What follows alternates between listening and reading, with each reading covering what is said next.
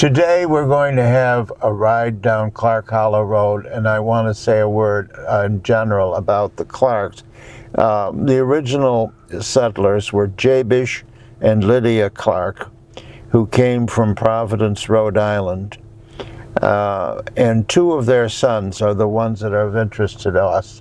Erastus, who lived over on Apulia Road, and we'll pass his house later, and Isaiah, who lived down here in the hollow, and that is he and his immediate relatives and so forth that we're going to be discussing. When we turn into Clark Hollow Road now, Bill can tell us more about the... We're sitting here in front of a farm that was once owned by H.H. Clark, and in the mid to late 1800s. And he had a large barn, not the barn that's here right now, which burned in 1911.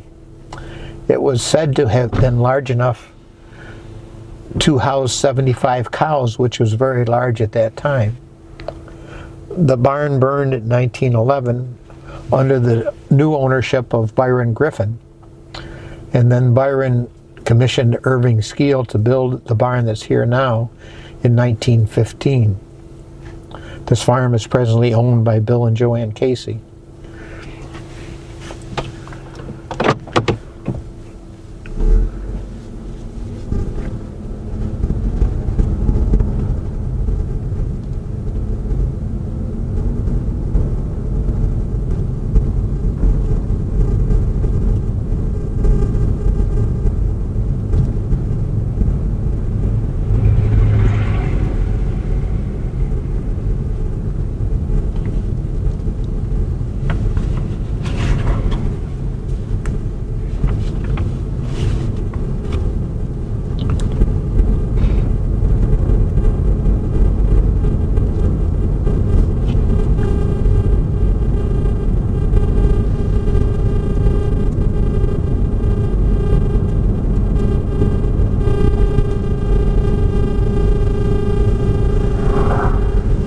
Bill and Joanne Casey's farm was purchased by my father, John Casey, in 1946 at an auction. And it consisted of 365 acres, mostly all to the west of the Berry Road. The next farm we're going to pass was known as the Hayes Farm. And there is no barn at this farm at this point, but we will insert a picture of the barn. The farmhouse is here on the north side of Clark Hollow.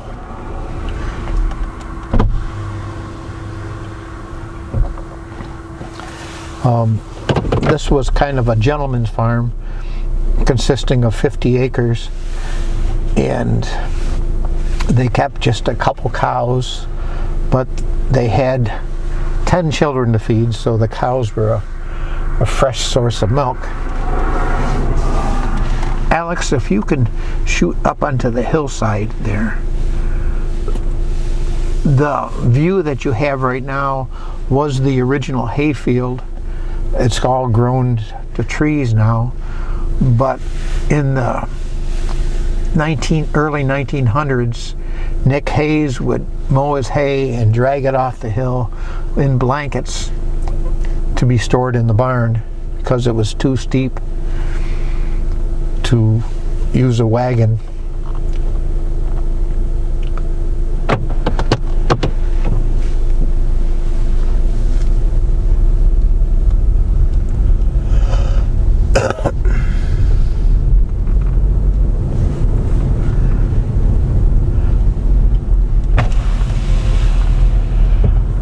To the south side of Clark Hollow Road would be all the land that came with the farm that John Casey purchased at auction, containing much of the Butternut Creek Valley.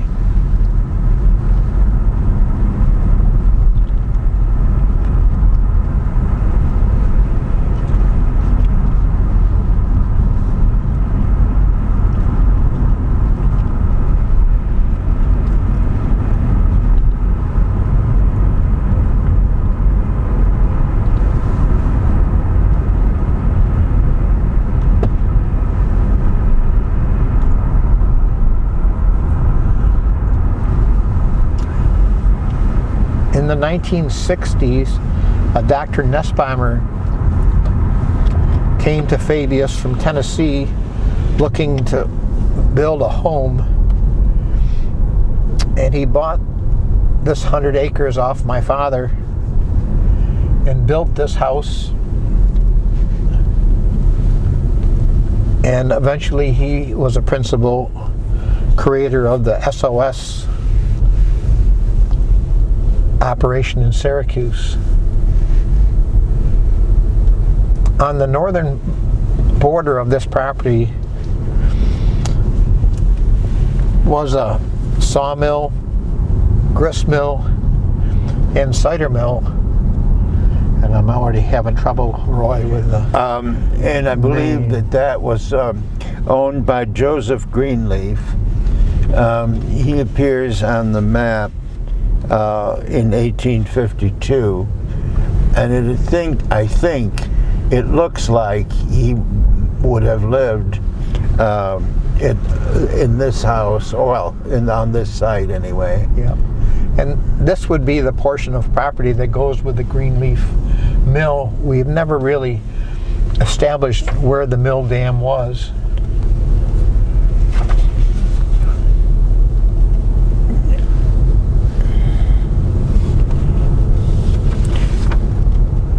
Greenleaf was supposed to have had, in 1868, 23 acres. Does that seem anywhere near reasonable? Yeah. Okay. And of course, this is where the Butternut Creek will cross the Clark Hollow Highway. Okay. And if you could pause just up here, approximately just about where this parking spot is for a public fishing stream is where the school stood, which was here, District Number 1 of the town of Fabius. And this was closed in 1895. And it stood vacant apparently for a long time and may have fallen down, or somebody may have taken some of the remains of it. So according to Ed Downing, he and his father were perhaps salvaging some of the schoolhouse, wherein they found an inkwell that had laid there for many years, and of course they saved it, but that would have been probably 25 years after the school was actually closed. Across the road here is the Hobart place, which was owned, the earliest I have found that I have any note of, is Seneca Hobart. And he had,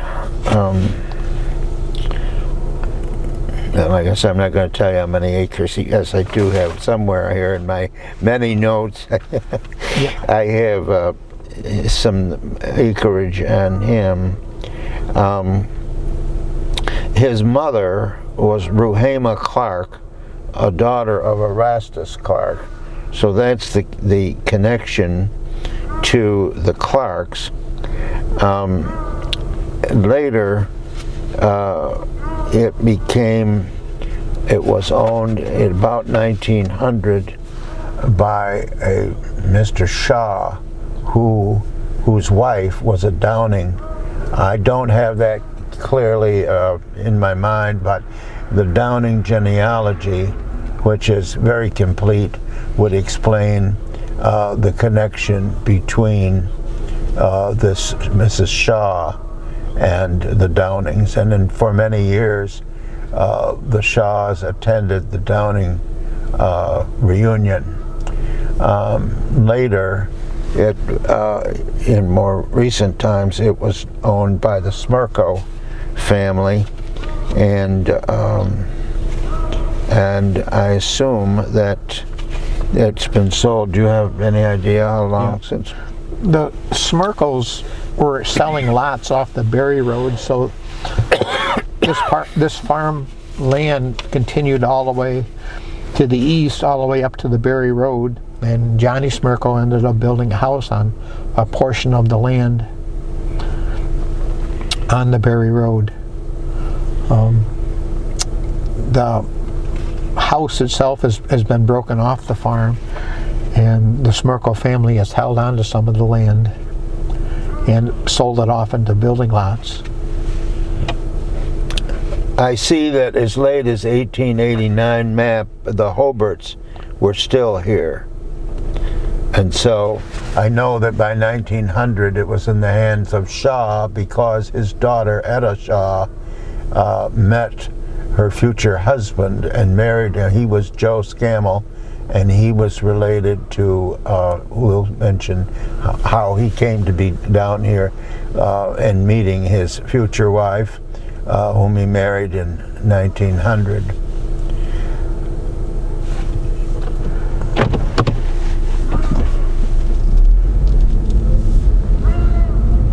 I remember quite a good-sized barn there. Yes. And I can't see where it stood at all. Was it right there? It was right straight there. We don't have any pictures of it, but I had sold hay to a girl that was renting the barn. Was it torn down or fell down? Or? Well, I guess it just slowly crumbled. And okay, if we pause in front of this place, this was owned by Stephen Gay, and it's, according to the directory, there were 43 acres here, and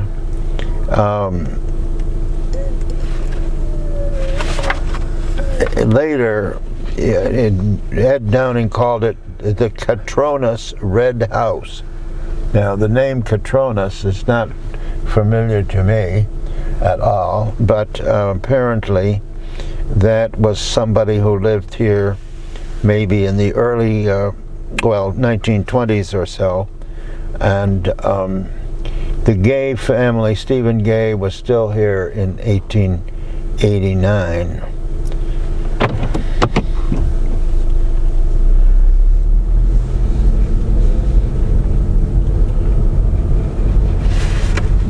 Now, somewhere a little bit north of here, and maybe we'll be able to see it, the possible location for one of the Clark places, and I would guess wherever we think this one ends and then the next one begins. It's going to be right up in. Yeah, there's roughly along in here 2 houses, one which is probably right about here, and then right up here is the main one, was the location of the main one, where Isaiah Clark lived, and which is where we believe that the father, Jabish, settled. And in fact, for a long time, and I think it's still here now, there's a bit of a stone wall down right there. There's a bit of the stone wall because of this house, because it was said that it was so close to the road that when you went by, if you went by fast, you could throw the mud up on the front porch from the road. And as you see right there is a bit of the old foundation of the Isaiah Clark house. And he had 47 acres here. And back, we just passed it, was another house, which is where his son,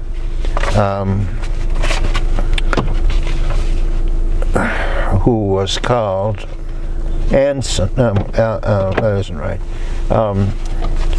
He is on the map for, excuse my delay a bit here. Yeah, okay. He is called, for all of my, Ansel K. Clark, I think, was the son who lived, and he had, when he was here,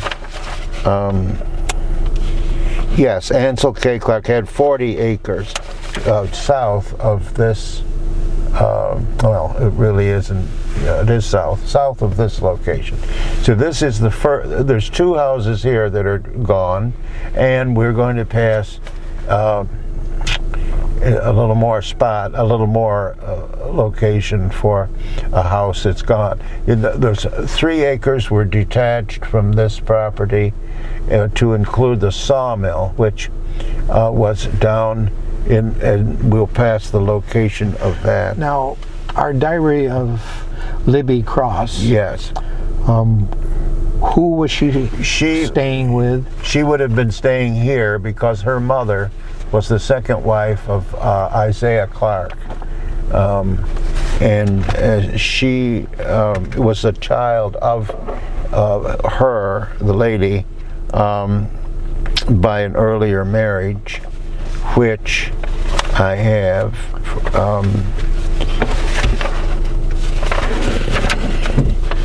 And she died, Sophronia, I think her name is, that isn't quite right, but nevertheless, the mother married Isaiah Clark as a second wife, and he died in 1875, and she died in 1879. But Libby left us diaries she had created in 1865. Yes. And she talked about her stepfather being injured and how she had to milk the cows and make the cheese. And she talked to us about going to the schoolhouse here and then hiking up to the Clark farm that the Caseys now live in, and being in that house and going to the 2 different churches in Apulia, and left us a lot of little notes that we had written a newsletter on that you can get more details by reviewing that. After Isaiah Clark died, it was sold to Lavoisier Scammell, who married one of Isaiah's daughters, and then after they were here for many years, then it was sold to one of their daughters, who was married a fellow by the name of Beers. But one of their other daughters is the one we call Poor Minnie, who was murdered by her husband. And there's quite a file in your collection about the murder. Side of this road here to the left, exactly where I don't know. It's the cemetery. Was a cemetery? Yeah, was our crossover highway that Yes. took us to the Janesville-Apulia Road. And that's coming up right here. Isn't Yeah. it? But the cemetery, I think, was somewhere this side. I don't know that, but I think Yeah. that's right. And there's some doubt as to just when they hired somebody hired Elton Downing to dig up the remains. Once I have it in the notes, it was before World War I, and then later I've had it down as in the 1920s. And we don't know how many people were buried there, except that whatever their remains and whatever the stones were moved to the Berwyn Cemetery. And is this about where we think This is our best guess. Yeah. Of the roadway, which went over to the present Apulia Road, and it was a designated road until it was really abandoned, but still used for farm purposes. And this connected immediately to the Erastus Clark farm on the Apulia Road. So it was a direct line between the 2 brothers. And on our right. So, and is this a private property now? This road? Yes. Okay. Yeah. And what we're viewing right now is the National Grid right-of-way to access their power cables. And we're almost certain that this has to be about the location of the road, because it was used even when the Erastus Clark farm ultimately was sold to the Brown family, and the older members of the Brown family have talked about using this connection and to come over here, and they had somebody living back there in this house that we've identified as the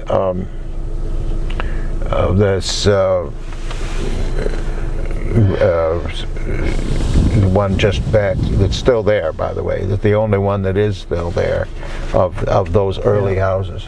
And interviewing Bob Brown back in 2020, he was the son of Howard Brown. He had said that this road was not suitable for a car, but they could take a horse and wagon all the way out to Clark Hollow, and they used that to go to Conklin Falls for their summer outings. So he remembered the road, but said it wasn't passable on an automobile. And the sawmill has to have been here on the right, probably right down in here, where we have, you can see a rather low point there, and it's anybody's guess exactly where, but on the creek in any case, in order to have the water source for the sawmill. And the sawmill is there in 1852, and in each of the maps after that, up through 1889. The Butternut Creek has a pretty tremendous fall from the town of Fabius as it gets into the town of Lafayette. Elevation in Apulia Station is about 1,150 feet, and at this point we're somewhere down to about 800 foot. By the time we hit the Janesville Reservoir, we're down to 680 feet. So we're looking at a couple hundred feet of vertical fall in the 2 miles that we've traveled.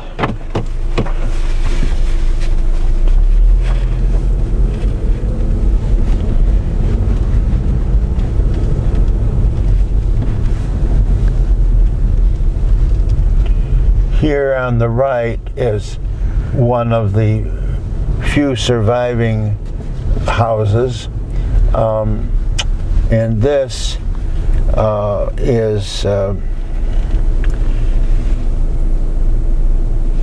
was occupied by Park in 1860 by a family by the name of Lewis, 1874 and 1889 Willard Park, and he is a relative of the Clarks, and he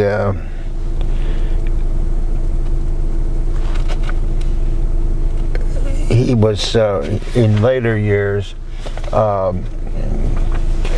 it was pretty much ruin when it was owned, as I remember it in my childhood, by the name of Unger. This has been greatly improved since the Ungers lived here.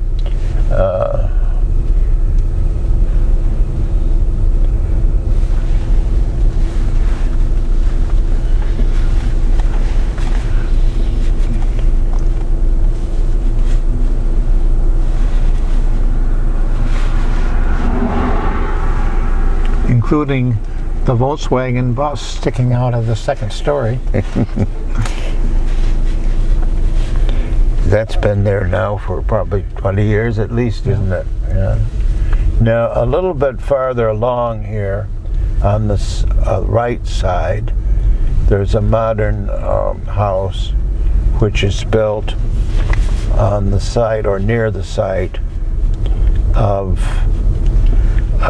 there's a cellar hole right in here. Pardon? There's a cellar hole. Okay, so that's it then, and that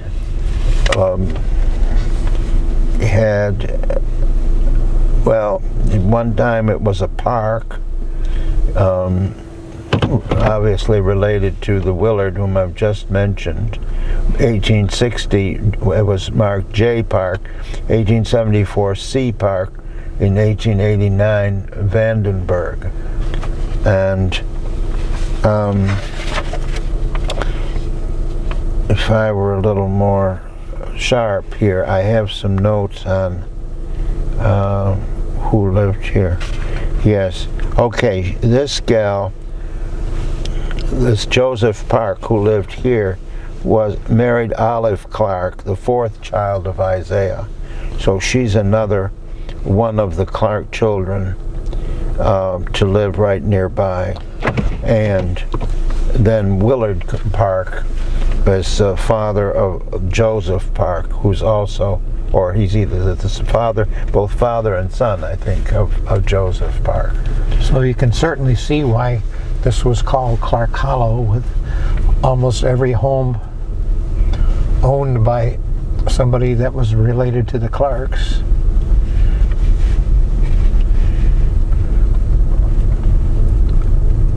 The schoolhouse, I would add, was according to Albert Clark, who was born about 1857, and he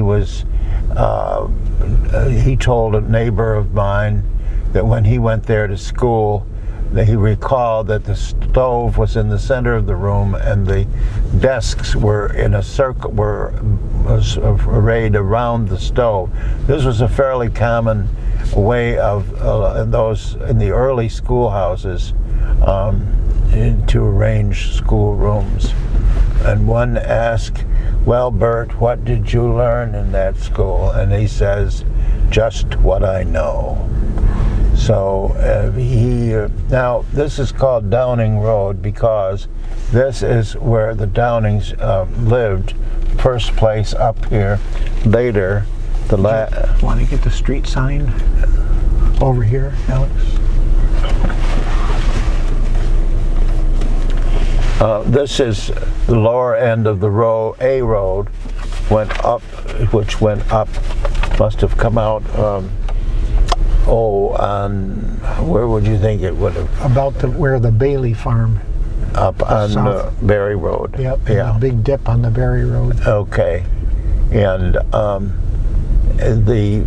there was an older house here, and maybe, I don't know whether this is the house that was still around when the Codys lived here.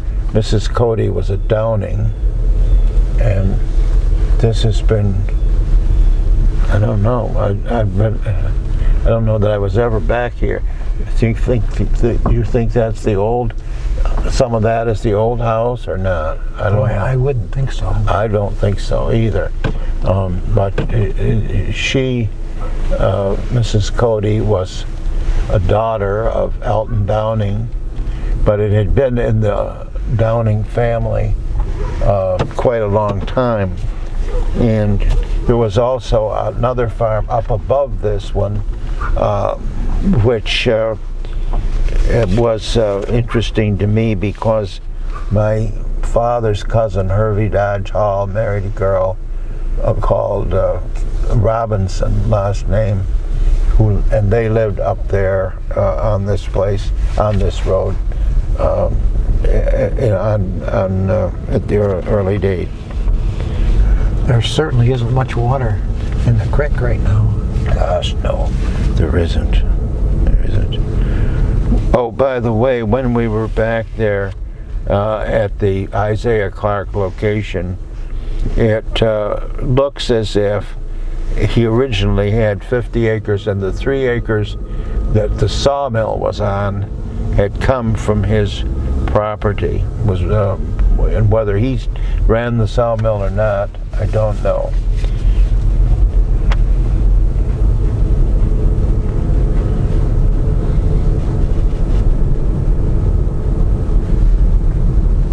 Now there may have been another house along in here. Ed said it was, quote, near where John Barry now lives.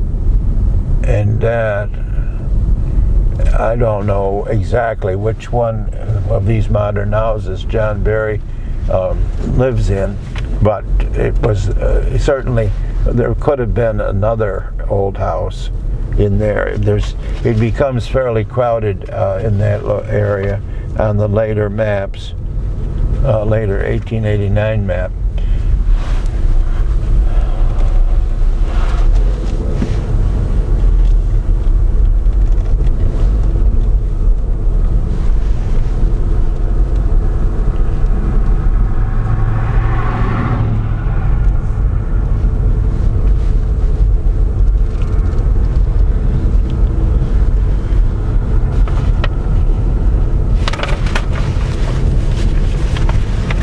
This is the farmhouse, farm and house that Elton Downing acquired from his first wife's family.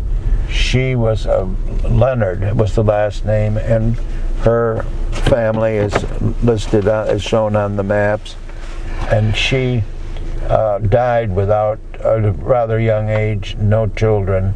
But Elton Downing then remarried and had a large family and lived here. And Ed Downing, his son, continued to farm here right up until certainly the 1950s. And he used to later, even after that, he had a large sugar house here and made maple syrup.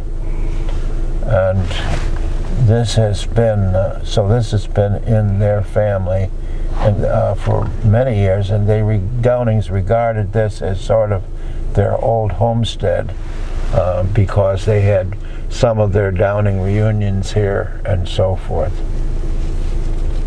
Ed was a survivor of polio, as I remember. Yes, that's right. He had a limp all of his life. When I first knew him, he worked in Palmer's Mill, and he always limped. He was a very, very nice man. And his wife was blind and was able to function and knew all her cabinets. And yes, it was amazing how she was able to live here, even after he was gone. Before about 3 or 4 years after, she was still alive and able to take care of herself. Her son lived on this modern house up here, built this house, and then it was sold before she died, I think. But this location came off of the farm.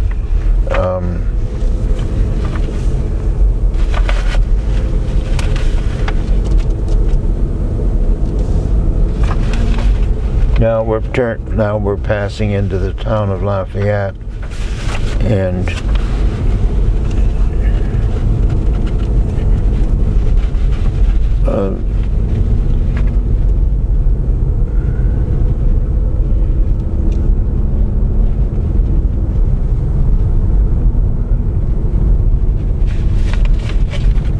there was a farm approximately here.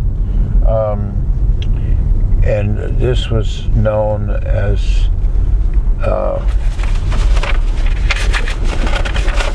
excuse my hesitation here.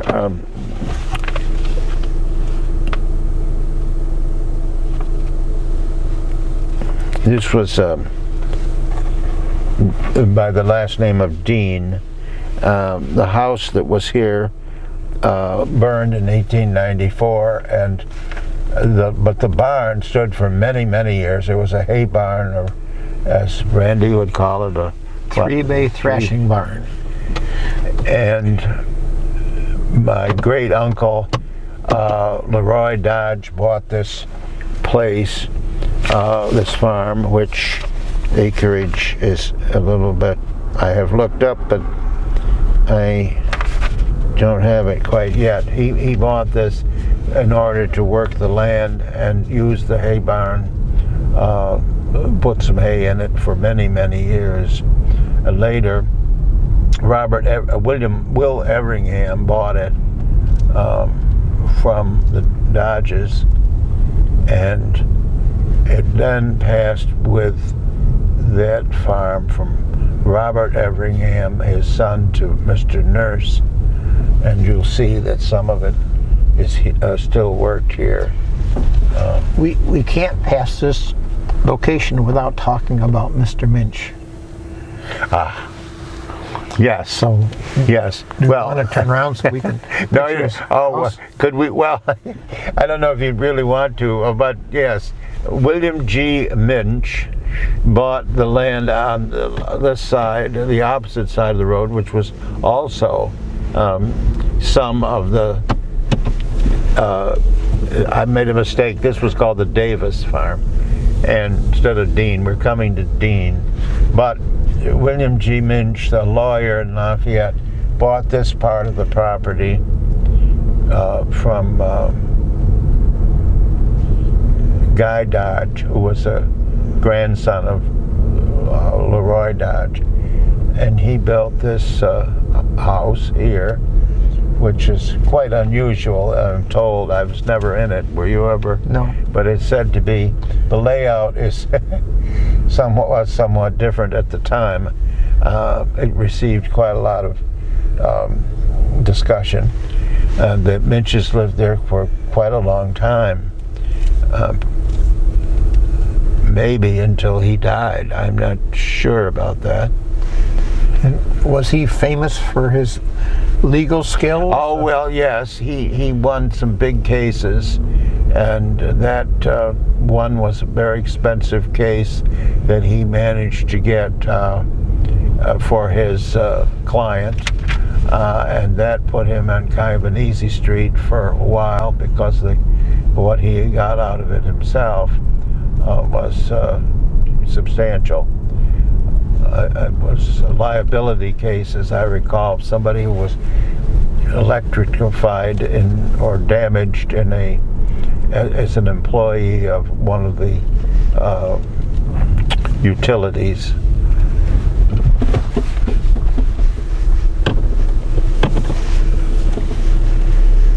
I didn't think we should pass by. No, you're so right. Mr. Minch, we owe him that. He was a very interesting personality. He also was the owner of some of the property with the Conklin Falls that we're going to. Yes, he also bought. Now the next farm, this that I have incorrectly identified, this is the Davis Farm here. Now the next one up is the Dean Farm. And that also, we will pause there because that had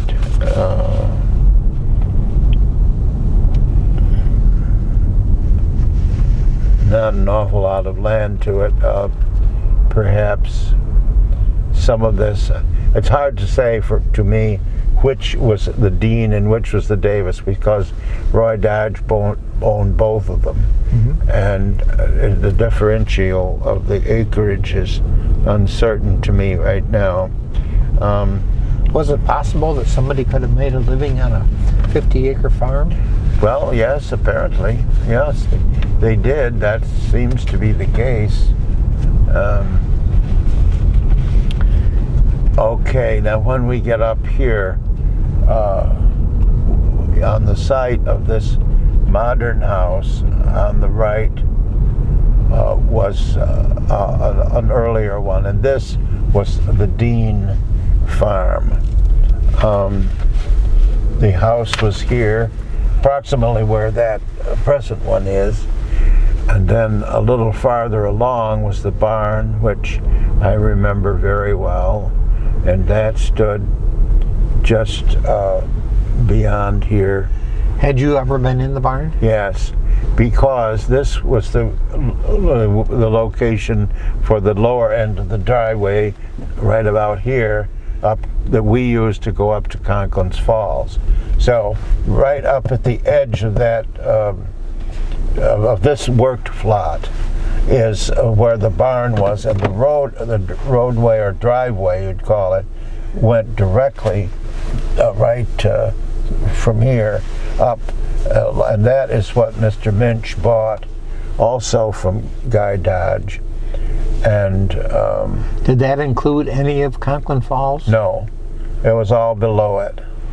But it was all of the access from the lower side, or lower end, so that when they talked about originally the state was going to make it into a park back in the 1920s, and then later when the county came along and decided they were going to make it into a park, this was one of the several reasons why they gave up on it, because there was this property and then 2 or 3 properties up above that they would have had to deal with.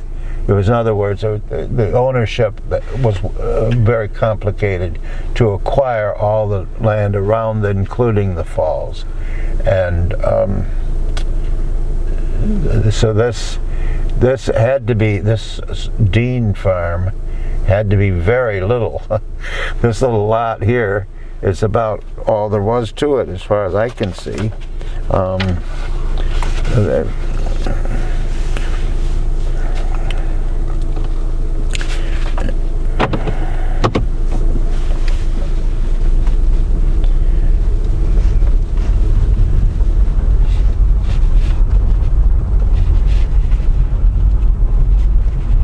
Would any of the land to the west of the Clark Hollow be tillable?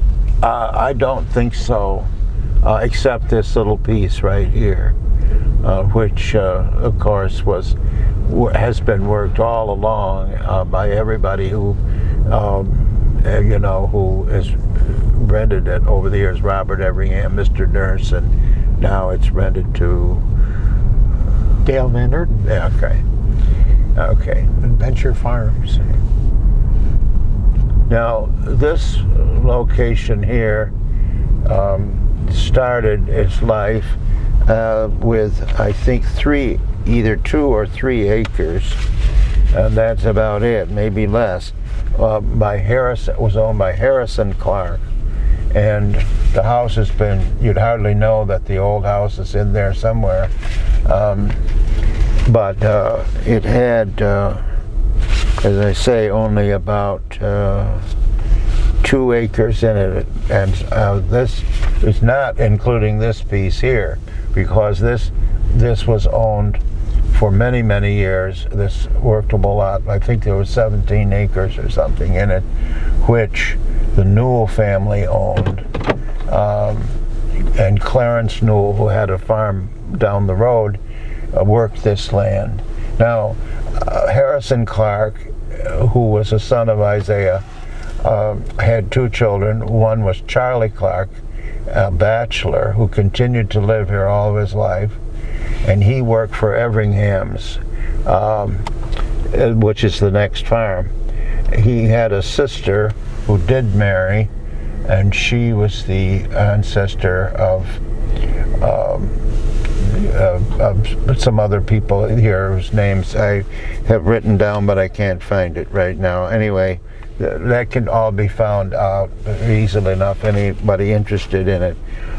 Charlie Clark then bought 52 acres up on Newell Hill, and he had a barn up there, where he put his hay, and then he would haul the hay down here, where he kept a horse, or probably a cow and a horse,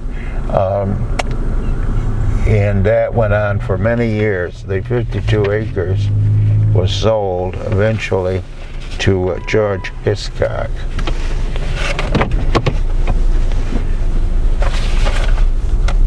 He spent all of his life working for the Everinghams, really.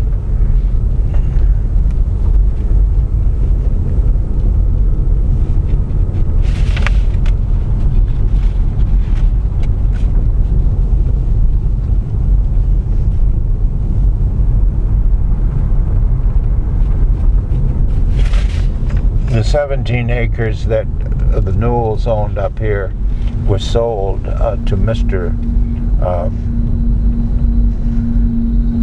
Sharametta, who bought the old Clark place and remodeled it extensively. Now we start with the William Everingham, Robert Everingham family farm, which went down to the corner. This was owned by 3 generations of the Everinghams, but before that, it was. And this is both sides of the road. Both sides, yeah. Yeah. And down, this was Bazile Sherman's farm. He ran the tavern over across the valley here, and after he died, his son sold it to Thomas Newell, and it was passed back and forth amongst the Newell family. A couple different members of the family owned it before the Everinghams bought it in 1888, I think. Jerry Everingham. The house we know was built in 1859 because when it was being remodeled, a little wooden puzzle was found in the wall, marked by the carpenters and dated, and it suggested that anybody that the puzzle was impossible to solve. It was a wooden device. I've seen it, and I'm not sure that anybody ever did. Maybe somebody found a way to detach the pieces, but it was interesting because it marked the building of the house.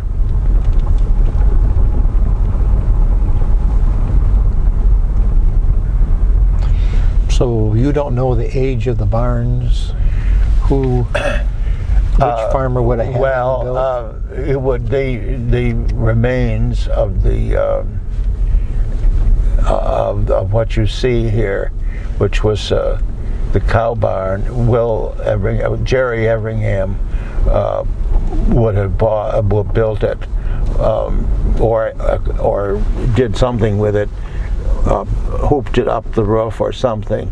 There was probably an earlier barn in there somewhere, but modernized to be able to have more hay storage. Yes, and this would have happened with Jerry Everingham and Will Everingham, who had the farm after him. But I don't think as you look in there, it's hard to imagine that it's certainly not back a pioneer barn by any means. Yeah.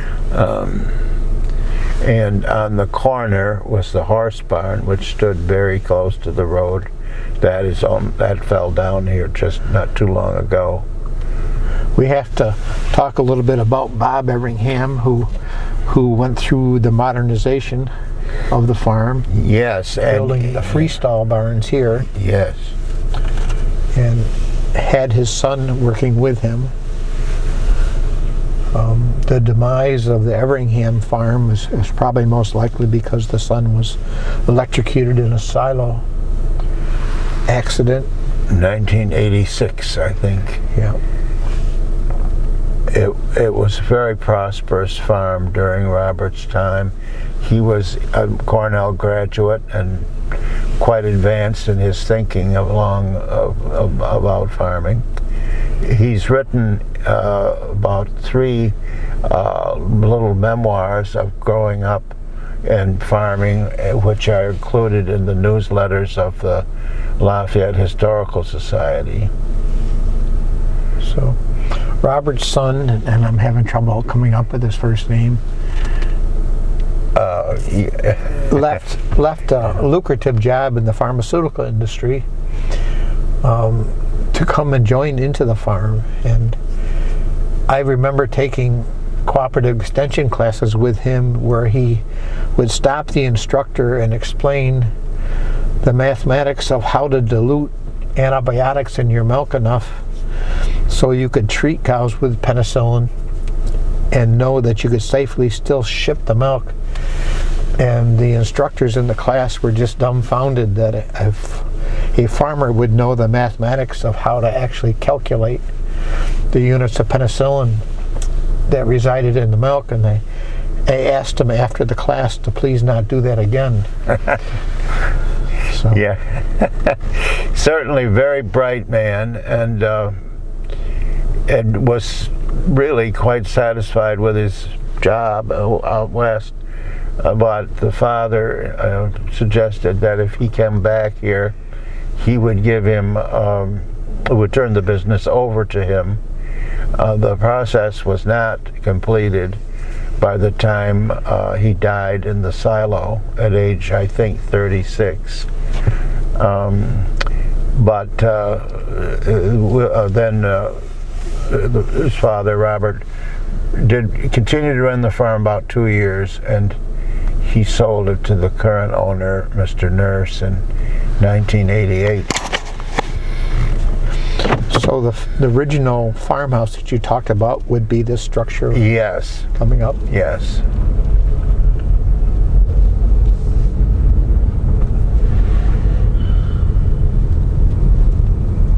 The horse barn was right here, right in the corner here, next to the shed.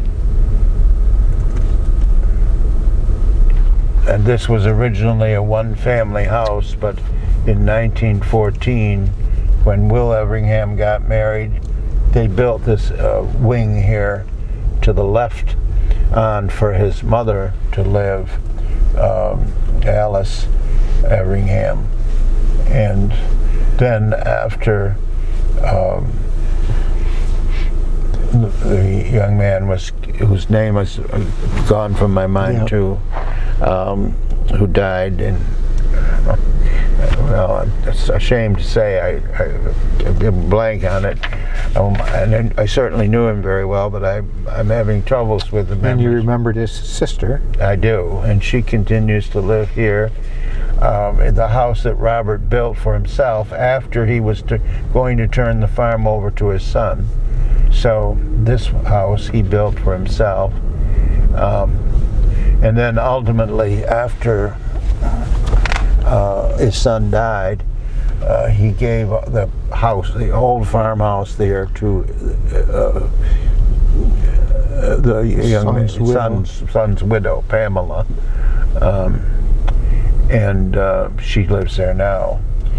This, of course, created a problem selling the farm, because all it had on it at this point was the old tenant house on the side road here as a selling point for the farm. That was not, it hurt the sale of the farm, and he had to hold it and reduce his price as a result.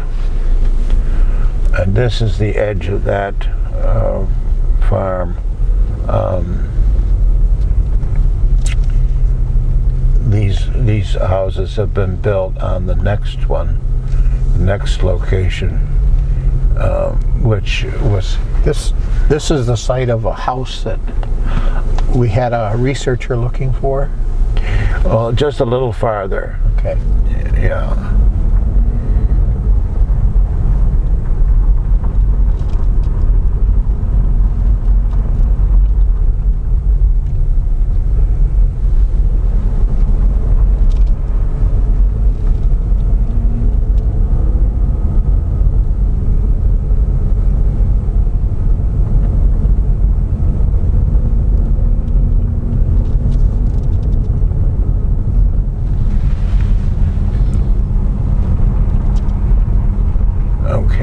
Now, this house was built about 16 or 18 by the Emerys, who had bought the farm, and included at that time was an old house on the lower side of the road. When you say the farm, you're talking about this section of land? Yes, right there? Yes. And there's no indication that it could have ever been a farm from just looking around. No. Oh, that's right. And I can tell you a little bit about acreage, I think, if I think back on who lived here. Sherman. This was a James Sherman farm, and the house was, as I say, on the lower side of the road, and the barn was still here in fairly recent times, right up near the road. And the Emerys, the old house was really practically useless. It was so out of date and outmoded. When they came here, they built this Modern house. modern house across the road, and let me see if I can find. So this would be the remains of whatever barn was here? Yeah, Okay. but I don't even think that's it. I think that maybe. Yeah. Yeah. Or at least the site of it. Yes, the site of. Yes.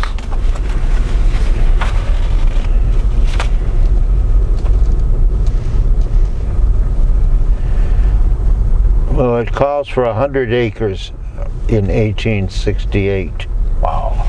on this.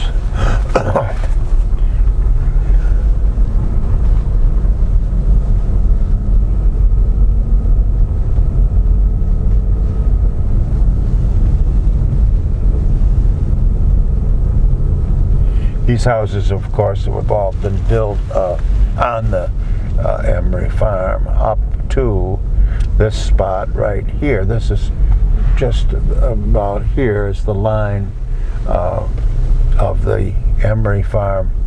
From The Emery's 100 acres. yeah, and the Newell farm, which was next.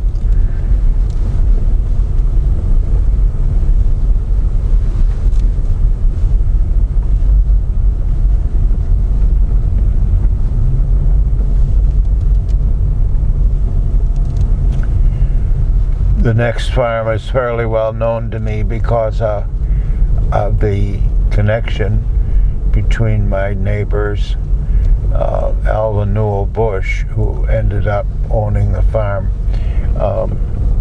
after her father died. But it was in the family for the Newell family from 1865 to 1969, 104 years.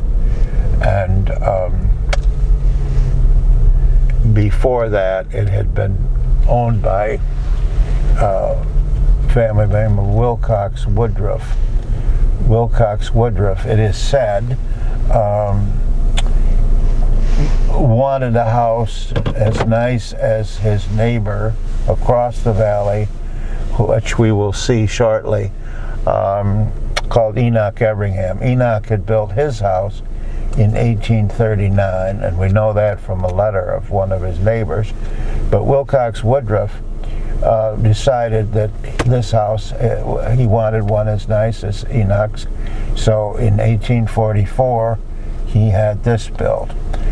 4 years later, his wife, Louisa, died at age 33, and he was so overcome with grief that he decided to get out of here, and he took his 2 or 3 little children and they went out west. And then it was sold to a family by the name of Locke, Abiah Mayhew Locke. He lived here for a number of years until selling to the Newells, as I say, in 1865. The Newells put the porch on, and if you look very closely, you'd have to get close to it to see it, but originally this was a house with those little side windows on either side of the front door, which had been taken out sometime, or probably when they put the porch on. And as I say, it was owned by Thomas Newell and then sold to his nephew, or his brother Timothy, first. Timothy never lived here. He lived in Lafayette Village and had a store there, but he bought it principally for his son Clarence, who was married and came here with his bride in 1879, and they lived here all their lives until 1936 and 38. They died respectively, she in the earlier in 36, he in 38. Then his daughter Alva bought it from the estate, and the land was that went with it was up on the hill, Newell Hill, that is the workable land, which was a little workable land here in back of the barn, but most of it was up above. And that had been, the land that's up there was in the Newell family since about 1800 or so, 1805 maybe.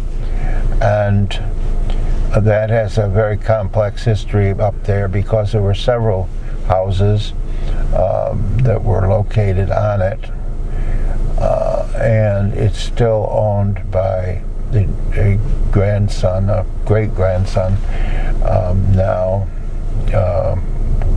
Bush, maybe Stephen Bush or Rita Bush, one of those, the present owners. There's something unusual on the second story of this house. Yes, on the left side, up above of the second floor, the left side, where those two windows on the left are, was what they called the ballroom, and there was no partition between. So in other words, when they did divide it into bedrooms, it was divided into 2 bedrooms, but there was an open space which they, as I say, called a ballroom, and why, I don't know exactly. I'm sure they didn't do dancing in that sense, but they did have it apparently for if there were gatherings in the house and so forth. It was an open space. And the Enoch Everingham house across the valley was said to have the same thing. However, the present owner has shown us through that house over there, and there's no evidence that we can see where this ballroom was. But the barn is a miracle in that it's still standing on a foundation that's practically gone. It's in tough shape, so to speak. There's this little milk house, which is one of the few surviving milk houses of its type. When would you guess the last time this barn was actually used for dairy? As late as Clarence Newell, probably certainly in the 20s, and maybe into the early 30s. He would have kept maybe 4 or 5 cows, and continued to send some milk to really an old age, but certainly the 1920s.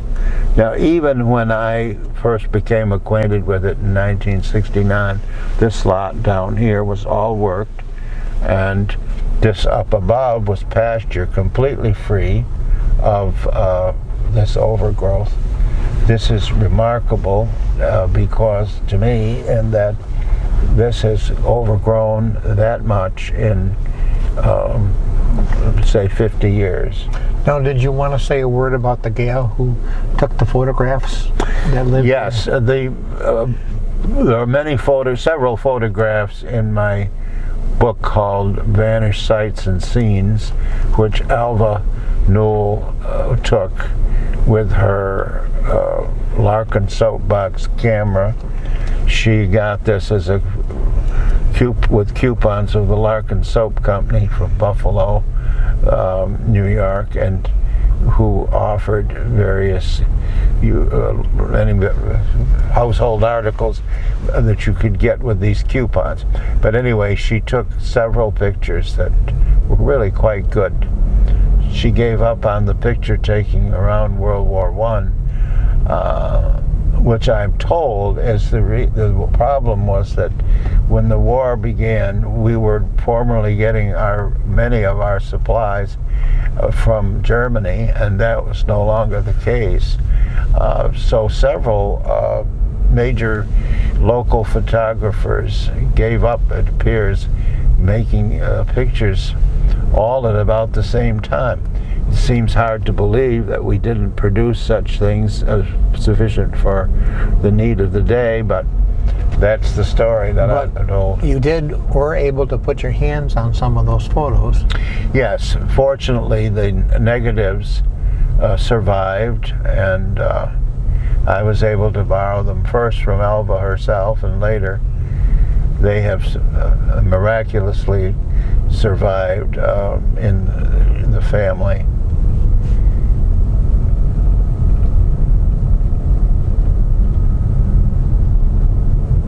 All of this was cleared on the upper side and below. And my childhood completely open all the way up to the top pasture down the right, and over here on the where these major collection of trees, my father worked this lot. It was about 4 acres maybe.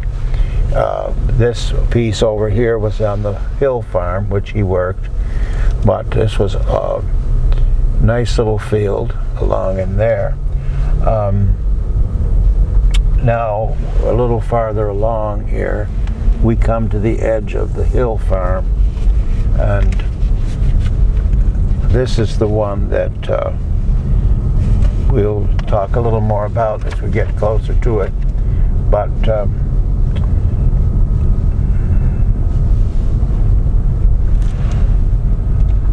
somewhere, it's so overgrown I can't even quite identify the spot, was a little house which is pictured in one of my books, maybe The Crossroads, 1979.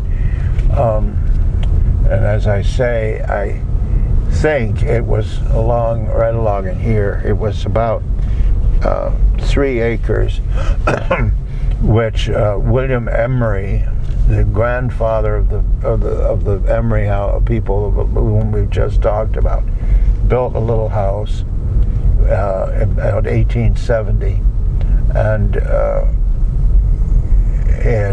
he was married to a Newell, Sophronia Newell. Now, from that point on is the hill farm, which had the unprecedented period of 222 years it was in the family. It was only sold here 2 years ago. Anyway, Ebenezer Hill, who came here in February 1795, and he bought about 140 acres from his father-in-law, and the brick house was built. His father-in-law, whose last name was Owen, sold was the money behind this house, and his son Solomon Owen, who was on the, we'll pass that house later. But so both of them were said to be built in 1810. Now, whether they built them at the same time, working on both of them at the same time, but the families have consistently said 1810 for both of them. Now, brick houses aren't very common in our area. No, they're not, and that's very unusual. And the bricks were made down here from clay on the creek, just this side of the later site of the Palmer's Mill. The wing here is a more modern creation. It's built in 1914 or 15. That's the one to the north. Yeah, that wooden part. There was an earlier wooden wing there, which was dilapidated, and Robert Hill had that torn off and this one built.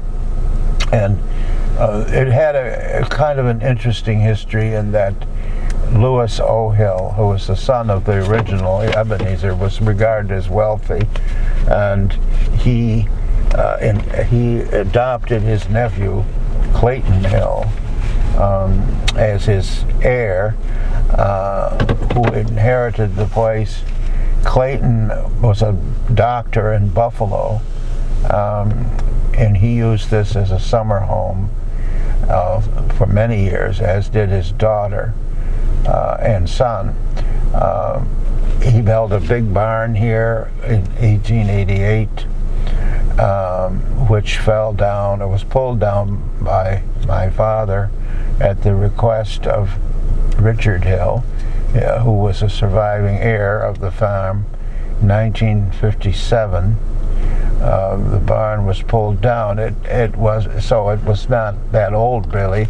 It was not such an old barn, but it's a big barn. The story is that Florence Hill, the old maid aunt who lived here, had been told she had many eccentricities, but one of the things was that people told her, you better put a roof on that barn. It needs a new roof. Oh, no, she said, that's not possible. My father had that built, and when he built it with the very finest materials. It does not need another roof.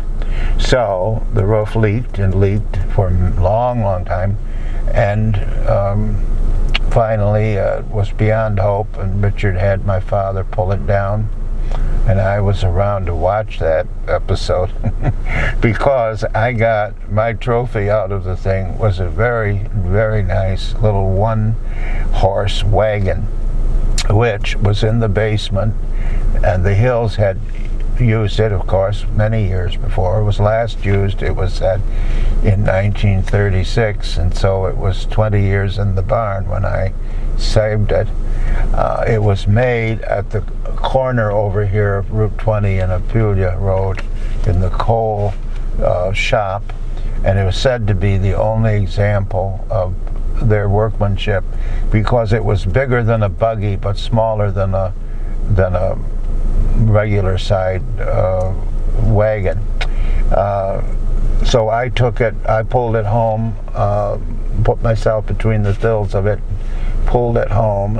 I was 11 years old at the time, and I saved the thing for all of my life. After it was in storage until we were able to give it to the Pompey Historical Museum, where it is, I believe, still there.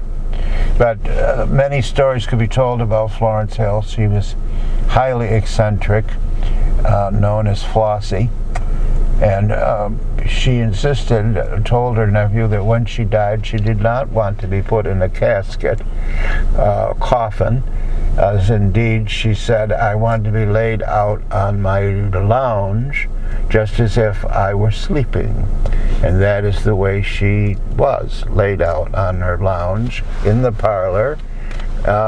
Before, of course, they did have to put her in the casket sometime, but as it was a surprise to those who came to call on the family to find her laying there as she requested.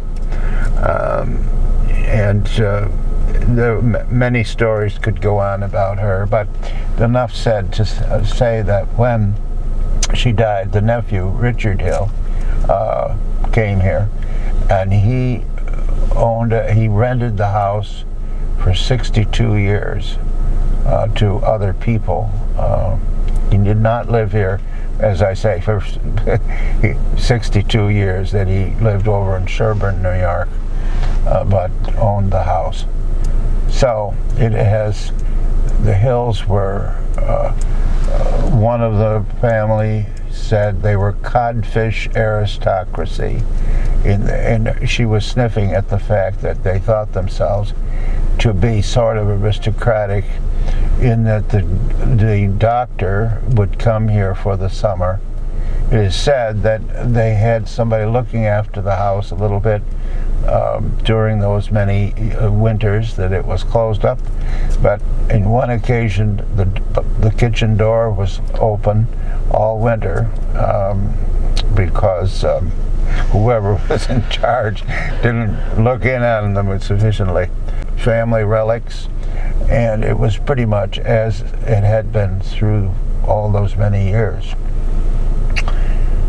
Have you been through the house? Yes, but of course it was after Richard Hill started renting it. He pretty much divided it into two apartments, and then and I think that's the way it remained as long as it was rented. But some of the original stenciling on the plastered walls was still there, and Mary Grimshaw spent many hours copying these stencils. There's quite some of them appear in Sylvia Shoebridge's book on stenciling,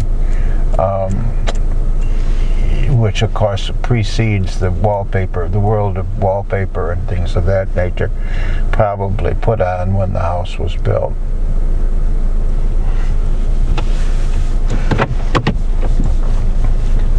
Did your father work the land? Yes, for many years, and well, right up until he died. And what's that's concrete? The stonework? Bunker? No, the stone wall, and behind it there's seems to be like a... Yes, that's part of the barn foundation, the stonework. Behind that was a large hen house. Various times they thought they were going to do things here that were way out of reason. Robert Hill one time decided that he was going to become a poultry farmer, and he built a pretty large poultry barn back there. That was burned up by one of the tenants here in later years, playing with cigarettes or something or another. And Flossie decided she was going to have a dairy cows, so she had the basement all cemented and maybe 5 or 6 metal stanchions put in, maybe 10 at the most. But it never happened because she just didn't. She would have had to hire somebody to do it, and she was convinced this land on the left side of the road, which was a big open field all the way down through to the creek, this was her bottom land, as she called it, and insisted that it was the finest farm around. The only problem was when Route 20 cut through it, the drainage on the thing was pretty largely ruined. It was never workable after Route 20 went through. Why, I'm not entirely sure, but so of course it's grown up to the way it is now. When Route 20 came through, was there any opposition to the land that they took, or was it? They didn't have any choice in the matter at all. It was all eminent domain? Yes. And certainly in her case it would have been. She would have fought them. She was said to this was a town road. This road, and Roy Bush, who was a town highway superintendent, said that she had some bushes that were grown out practically into the road back here south of the house, and he chopped them down. She was furious. She said, "Do you realize that rattlebox wood has built there for over 100 years?" He said, "Yes, I know, and I was able to cut it down in about 10 minutes. Rattlebox? Rattlebox. Now, I have no clue what that was, but it was apparently had like a leaf on it, or what was a nut or whatever that rattled, or she called it that anyway. This lot always, I'm grieved to see this growing up now already, because it was worked right up until 2 years ago or so. But I remember as a kid seeing it being plowed, and the soil was so deep. I was struck by it. No stones in it at all. It was just absolutely the loveliest earth as it was being plowed. This little lot. Probably Everingham's would have worked it? No, I don't think they ever did. Maybe Arlington Palmer after my father. I'm not sure about, but somebody did, right? And now this new owner, you see, Richard Hill at least realized that he had to be kept worked, or it would look like everything else. And that's just 2 years growth or so. Well, Richard Hill sold off a little chunk of land here for Grant Grimshaw, who was the principal of the Lafayette School, to build his house on.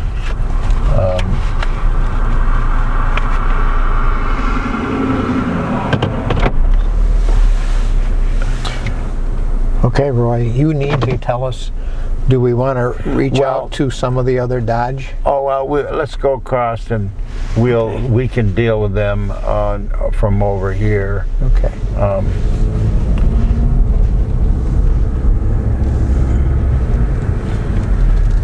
That little piece of ground up above there, which is south of 20, was the last piece that we owned. I sold that in 2004, which was we had kept it until then, and then from here on in was the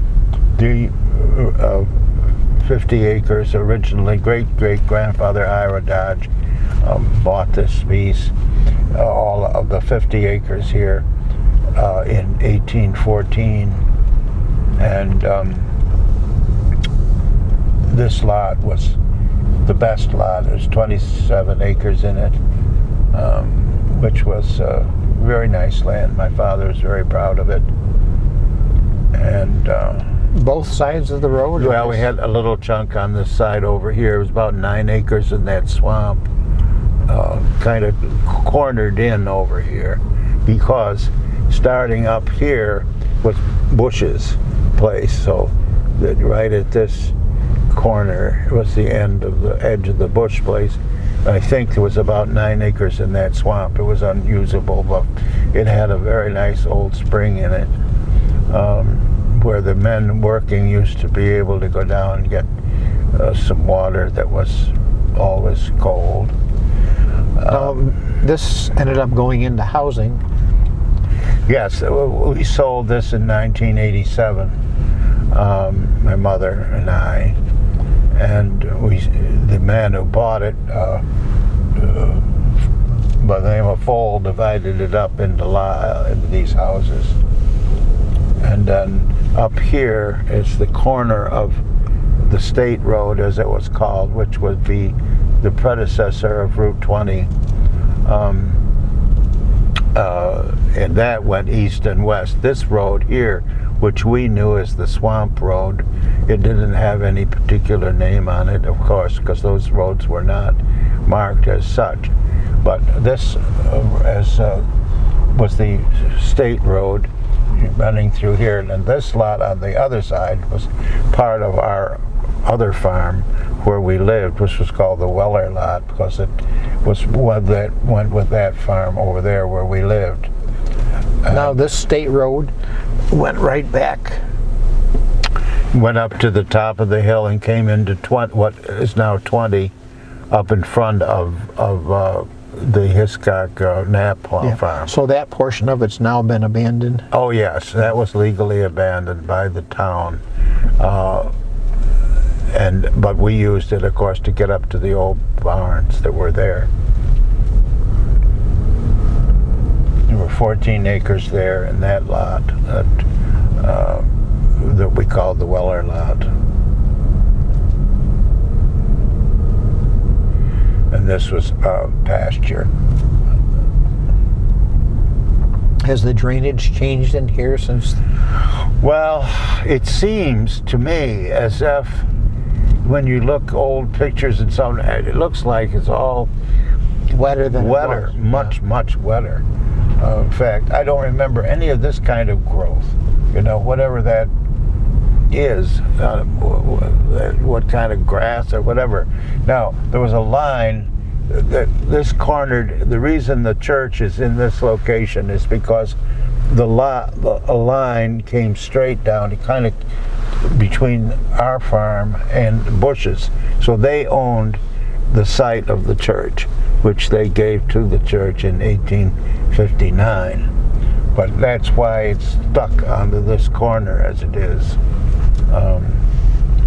And then my father gave him a little chunk back of it because we owned it right up to fairly close to the back of the church.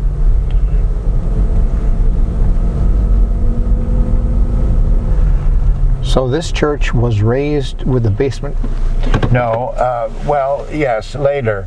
But when they built it in 1860, It did not have anything under it except, just the foundation. And in 1957, they dug that out. They had a man from Tully, whose name I know but I can't think of, who was hired to dig out the basement and put a usable space underneath it. Earlier, they were having church suppers here and things, all of which was done upstairs in the church itself, and it was they did that for many years. They were able to serve lots of dinners out of there, but they finally decided they had to do something different, and so they raised it up a little bit and then put this foundation under it in 57. Now, you had told the story about a car or a truck crashing into the building? Yes, at one of their church suppers. They had 2 church suppers each year, one in the fall, which was turkey dinner, and one in the spring, which was chicken and biscuits. And at the fall supper of 1960, there were cars parked all along the front. At that point, the road, this is a much later adaptation here of the road, which was only done in the 70s. But the road actually came up right up tight to the church, and you could pull up there around the corner, all open there. And so there were cars parked along there. Well, a big truck came over the hill. Oh, and by the way, the church was full of dinner eaters. And this truck, a big, what would I say, truck of, tractor trailer, yeah, came over here, and he was going too fast, and he saw somebody trying to pull, or had just pulled out of the road onto the road. Well, he slammed on his brake. He went into a skid. He hit about 3 cars that were parked on the side of the church, and he hit the corner of the church on the other side. That is the northwest corner. Now, fortunately, this is a raised frame building. In other words, there's 3 or 4 major beams coming down, but in between there would be nothing there. He hit the corner, so he hit the corner post, and thus it shook the church, but he didn't damage it. And I can tell you, it certainly did shake it. I was down in the basement, but no damage to anybody that was inside, except the cars that were completely demolished. Wow. On the side, there was one of them was practically pushed down into the back here. There's pictures in the paper about it at all. Yeah. So the building of the church, you said, was 1860. Yes, my great uncle Harvey C. Dodge bought it, or built it, for the cost of $847. When you say he built it, you mean he physically did the construction? Yes. Yeah. Yes. And he had a part of the deal was their little church up at the top of the hill, which they had used across from the present home of Dave Knapp. That was where the church owned the building, but they didn't own the land under it. It was a rental situation, or it was reserved to the church, but they did not own the land. In fact, that was in our property. My great-great-grandfather had bought that land up there, reserving that use, of course. So they decided that it was also this building was also used as a school. It was very inadequate, and when the railroad went through here in 1854, they anticipated that this whole area was going to be booming with activity, and that was one of the thoughts of building down here at this location because of the proximity to the railroad and all. There was a shed here for the horses and so on, just where this parking lot is. So Uncle Harvey had the materials out of the old church, and then of course other lumber had to be bought. And it was interesting to me that in the early 60s, I was present when here in front, this was a balcony across the front here of the church, upper balcony, that had been closed for many years, and they decided to open it up, and they tore off the plaster and so forth, and we looked in at the beams, and sure enough, the beam which runs across, the main beam, you could see where it was had been used before. It had been notched out from a. So I always have assumed that had to be one of the pieces of the old church. Yes, $847 is what's the cost of the church, and the church. I have the key to the door, which was put in 1860 and was used until 1955 when they decided to get new doors. And that key hung in the kitchen of the Bush house for 95 years, and the Bushes were in charge of the key. Now, can you imagine the present world wherein there would be always somebody in the house to give out that key? It hung in the kitchen for 95 years, and it just boggles my mind to think that, and that's the way the building was locked up. So anybody who was going to use the building or whatever had to go to Bush's to get the key. And fortunately, by a miracle, they got new doors in 1955, but what happened when they raised the building up, this is just an incidental, it has nothing to do with my old key story, but the point is that they managed to jiggle the thing so that the doors never could be locked, and the new doors couldn't be locked. So for 10 years in my childhood, the thing was unlocked, and I could go in there when I was coming home from school, and often did, because the little bus that I rode and when I wasn't walking down from school, but other times I rode a little bus that came down this hill, and anyway, I could go in there at any time during those years. Finally, they got new doors in 1966. I gave them the profits off my little church history. I gave them $100 at that time, and they added some money on it to put on new doors. And then after that, long after I left here, they put this entrance on here. But anyway, the old church key had been given to Florence Hiscock, who was the mother of my stepsister-in-law, Georgia Hiscock Gates. And when Georgia died last year, she left instructions that I was to have that key. So I do have it, and I'm very glad to have it, to think that it was the story behind it. So your family attended this church? My mother and I did. My father's family had been members up at the Disciples Church in Pompey Hill, and but because we lived right next door, and Mother wasn't terribly fond of. Well, she didn't mind going up there, but she didn't.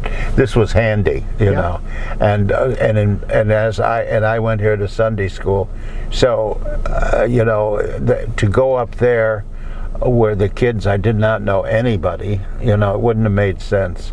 Yeah. And you were baptized here? I was never baptized. I have to say, there's one of my sagas, because the Methodists baptize by in infancy, an infant baptism, the disciples up there in Pompey, where my father was a member, do it by immersion when the child is about 12 years old. So I didn't get baptized as an infant for that reason. When I came to join the church here, they asked if I'd been baptized, and I, little sinner that I was, lied and said, oh yes, I'd been baptized. And the reason I did not want to be baptized with the babies when I was 12 years old. So they let me by, and I joined the Methodist Church without baptism. When I came, I told this story to my friend Grant Grimshaw, who was the lay reader of the Episcopal Church in Jamesville, and a devoted Episcopalian, and he said, I know your secret. You've never been baptized. He said, you know, you could be in deep trouble. God may say to you this very day, you are recalled and have not been baptized. So when I went to join the Episcopal Church, he knew the story, and he threatened me, jokingly of course, how he would pull me into the priest that I had never been baptized. So I said, again, now by this time I was in my 30s or somewhere in there, pushing 40, again I didn't plan to go up with the babies. So I had a good friend of mine that was an Episcopal priest. He said, I can do this, I'll do this with a witness, we'll do it privately. It would be a private baptism. So thus I was able to finally be baptized. So Roy, we have a choice up here. Mm-hmm. I would love to go up and do the creamery. You do whatever you want to do. But we need to do... Is that okay with Alex? No, the bell. Oh, the bell. Yes, the bell it came from the Presbyterian Church in Jamesville, and they were tearing it down. There's a gas station there now, right in the intersection practically in Jamesville, but that's where the old church was. So they were tearing it down, and there had been a minister who was not one of theirs, but had been a Presbyterian, but he was a Methodist minister, but he had some connections with the such that he was able to get them to give this to the church, and they had it brought up here on a flatbed trailer in summer of 1958. Ron Bush's, who later owned the Ron Bush Oil Company, his mother worked on this project for years and years, trying to get the thing and then again to do something with it. But it stood for a long time down there on the ground, and finally, after 20 years, I guess, they managed to hang it up. Now, in the meantime, Greg Titus tells me that at any time they decide to close this church, I want you to know the people of Jamesville are going to come after that bell. So this church never had a bell in the belfry? No. And that's the church steeple. That's as big as it ever was? That's as big as it ever was, yeah. Yeah, it's amazing that there's a devoted following here, apparently. I left here in 1966, but I came back to visit on their 150th anniversary. They had a little event for that. Just recently, 3-4 years ago. And they're hanging in there. Unlike, Cardiff Church has gone under long ago, and now some years, but somehow they still around. Well, shall we? Yeah, if you like, it's all up to you. Well, in the meantime, I could say a little bit about this farm over here, the Bushes. They came here in 1852, bought it from the house on the corner which is burned up now. But we have aerial photos. You have lots of that photos. So. Yeah. That is when they came here, and at that time, and we're still here as long as. So we need to talk about the bushes and the hops and all that. Yes, the hop barn, well, we're going to come back down, so we'll Okay. see that. The hop barn, but Bush's raised, Lyman Ferdinand Bush, Ferdinand particularly, the son, he was one of 3 farmers here in town that had raised hops from the 1870s to about 1900.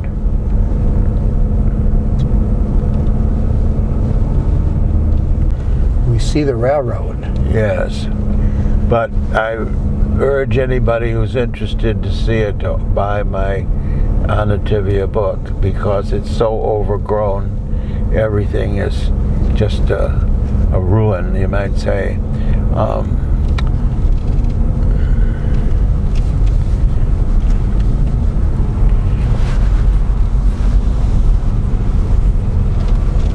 So this was the creamery, which was the organization of the creamery, which was a way of selling fluid milk, first time available to be able to ship it in 1888, I think, was the beginning of the running of that. Even though the railroad went through 1854. Yes. They It was 30 years before you know, the demand for. Anyway, so they started this creamery company in 1896. The farmers did it, organized it.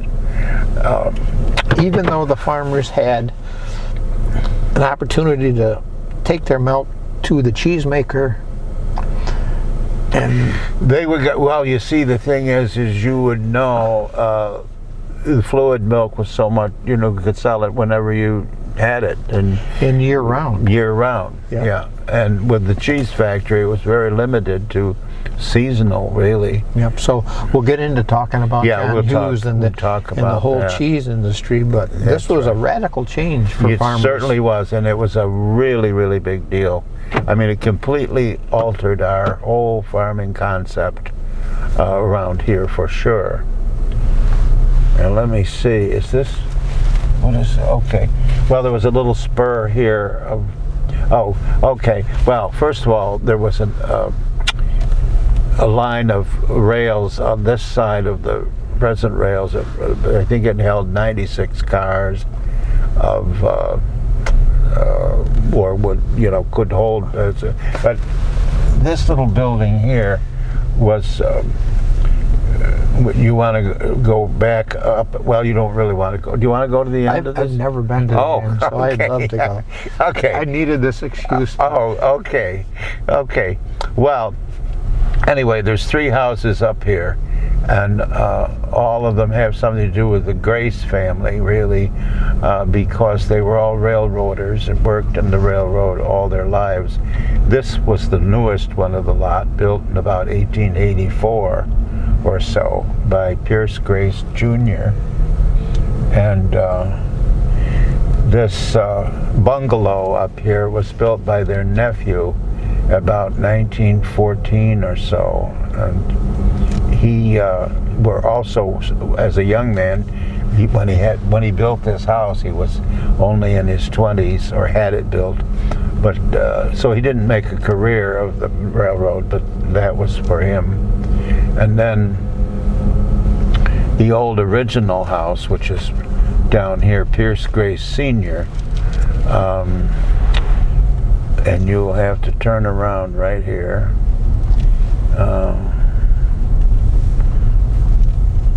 Because you have a dead end, as they say. Do you know this fellow? No, don't know it. So.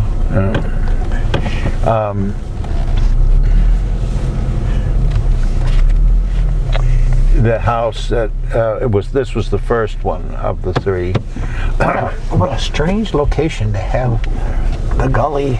Yeah, I know it, and you see how close it was to the rails. Yeah. Really, Pierce Grace Sr. made his life work here.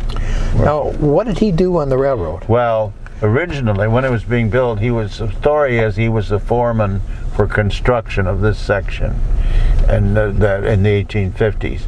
Then, apparently, he did for a while go up on a farm, some farm maybe, up in Preble or up in Truxton somewhere. And then he came back to the railroad and was section foreman of the maintenance right into all the rest of his life. And then even when he was old and retired, he was a track walker who daily would walk up and down this section looking for anything that might be loose on the railing. So in your Tavia book, we show some pictures across the valley. Are we here where those pictures are taken? Are they farther down?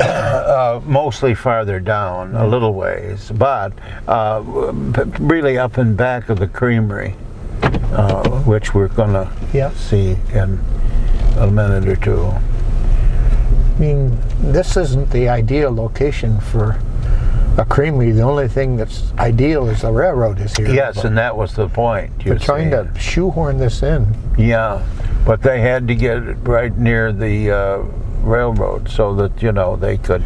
Oh, now you know one of the residents up here, right? Not anymore. Apparently, the one in the bungalow, Richard, is gone from here, I'm told. This was a coal shed that wherein they sold coal, or they could keep it while in order to sell it. Sell it to the general public? Yeah. Okay. And why it's still standing is beyond me. It's a complete wreck. Now you had talked about availability of water up here.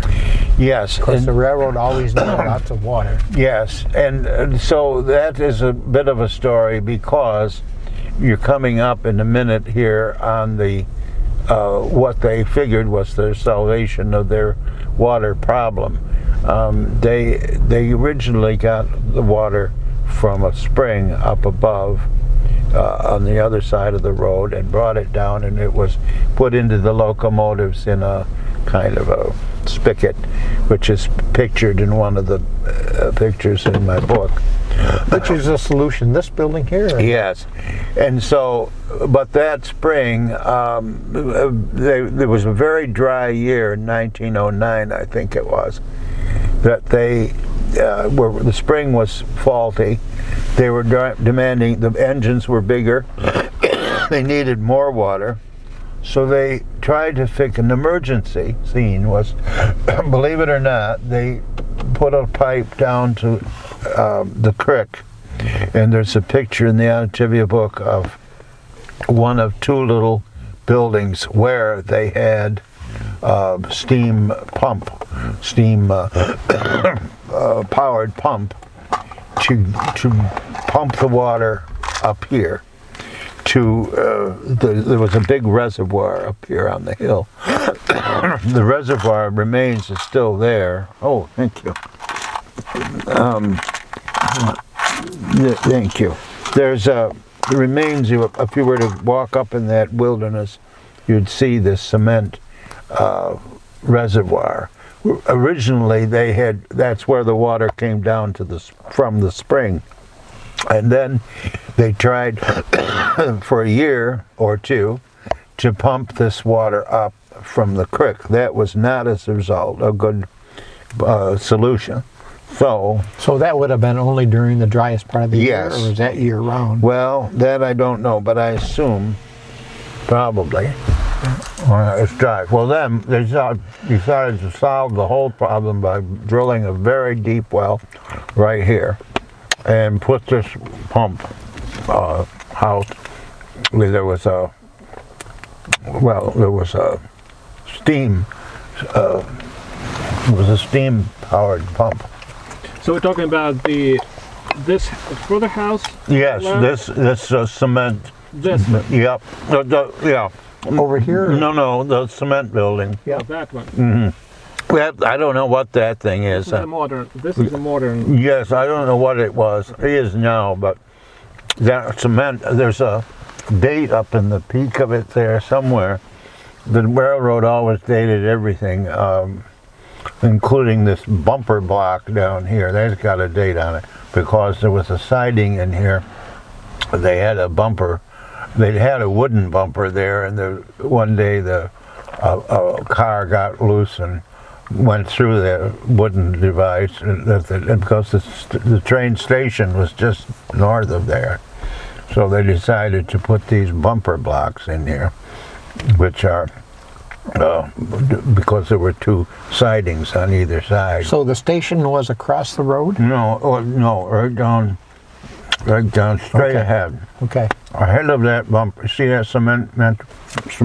I've seen your photos of it in the book, Yeah. but it's hard to envision it. There's room enough for all that up here. Oh, yeah.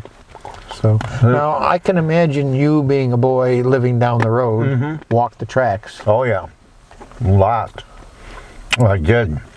And when I was coming home from school and walking down, as I did from the 4th grade on, as much as I could, not always in the dead of winter, but otherwise, I would generally skinny up by the bridge and go down the tracks and then into our pasture. But of course, I also have these memories of when the passenger trains were still running, and I was standing up here just about beyond that curve, and they always had a dining car on those trains. And I remember somebody coming by, throwing a pail of slop out of that dining car. I wasn't going to be hit by it, of course, but I could see it being done. Stuck in my memory. I was here at the last train, which has arrived in, I think, September 13th or 14th of 1958. The mail coming south, the train stopped at noon to take on the mail and lay off the mail. Otherwise, it was done by a hook over here on the other side of the tracks, just about here, where there was they had somebody, well, in other words, let's see, there were 4 trains a day that dealt with the mail, or 3 trains a day that dealt with the mail. So they had to have somebody bring the mail bags down from Lafayette 3 times a day, 365 days a year, which to me would be a horrible job. Think about it. And old Jim Millette had the job for these many years. Your whole day was ruined. Well, maybe not. No, I guess he did have to. I'm not sure about Sunday. Certainly he had to go 6 days. Maybe not. No, that's true. 6 days a week he did it. And so going north, the trains always picked the mail up from this hook and threw the bag that was coming in out on the other side, where the man picked it up from. It would come, Jim Millette or whoever would pick it up. But for the southbound noon train, they stopped dead right up here and handled the bags directly to and from him. So I was the only present person here with him when the train stopped for the last time at that September, say, 13th or 14th of 1958. That's when they took the passenger trains off. And of course, the mail no longer was coming by rail. But the station, I never saw that because it had been torn down. This was one of the first stations to close. They kept the one in Apulia till 1956, I think, and the one in Tully till about 1963, maybe. So the station was disassembled and Well, apparently, I've tried to find out what happened. It was vacant. It was closed in 1940, and it was vacant all through the war. And after, probably about 1947, somehow or another, somebody bought it, tore it down, used the materials. But so I never saw it. But of course, But it was a fair-sized station too, because the pictures that you had yes, in the book, Yes. you have in the book. and it was one of the earlier style, not like your Apulia and Tully, who were the modern style. The DLW was doing so well, they enlarged these stations that were real busy stations, like Apulia. So this one wasn't a real. Well, I mean, it was busy enough, but it just didn't demand apparently a new building. So it was in heavy use all the way through, as long as a lot of shipping coming and going from here. But it wasn't necessarily passenger. Well, they had stopped. Yes, that's true.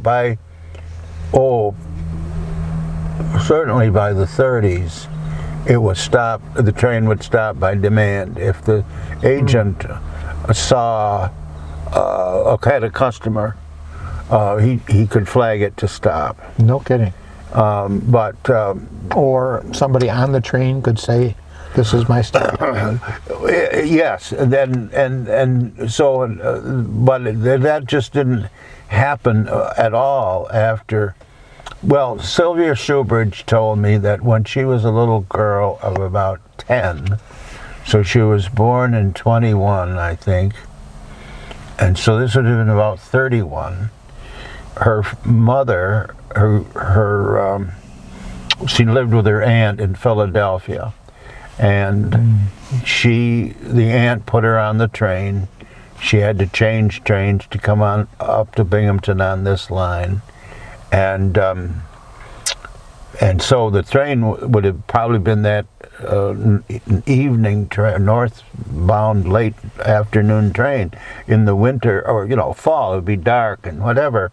But here she is, 10 years old or so, and she insisted that she was going to get off here. And the conductor said, "Well, that's awful. Is there anybody going to meet you?" "Oh yes, my father's coming over with the horses and from our farm, and he's going to be here." So the conductor let her off, of course, as she insisted, but she, of course, never forgot that event. Certainly, by the end of the 30s, that sort of thing would have been out of the question. You would then have to go to where the train did stop at Apulia, or when they dropped that one, Tully. And so my mother and I we decided that when we went to Apulia in 1956, we heard rumors they were going to close that station. So we decided that this was a time for us to ride. So my father took us up to Apulia, and we got on. We rode down through. Then in 58, I think, we went to Tully. This buddy there, who's not really a buddy of mine, but he was a kid 2 or 3 years older than I, who was a friend of my parents. We decided that we wanted to ride, and that's when we went to Tully to get on the morning train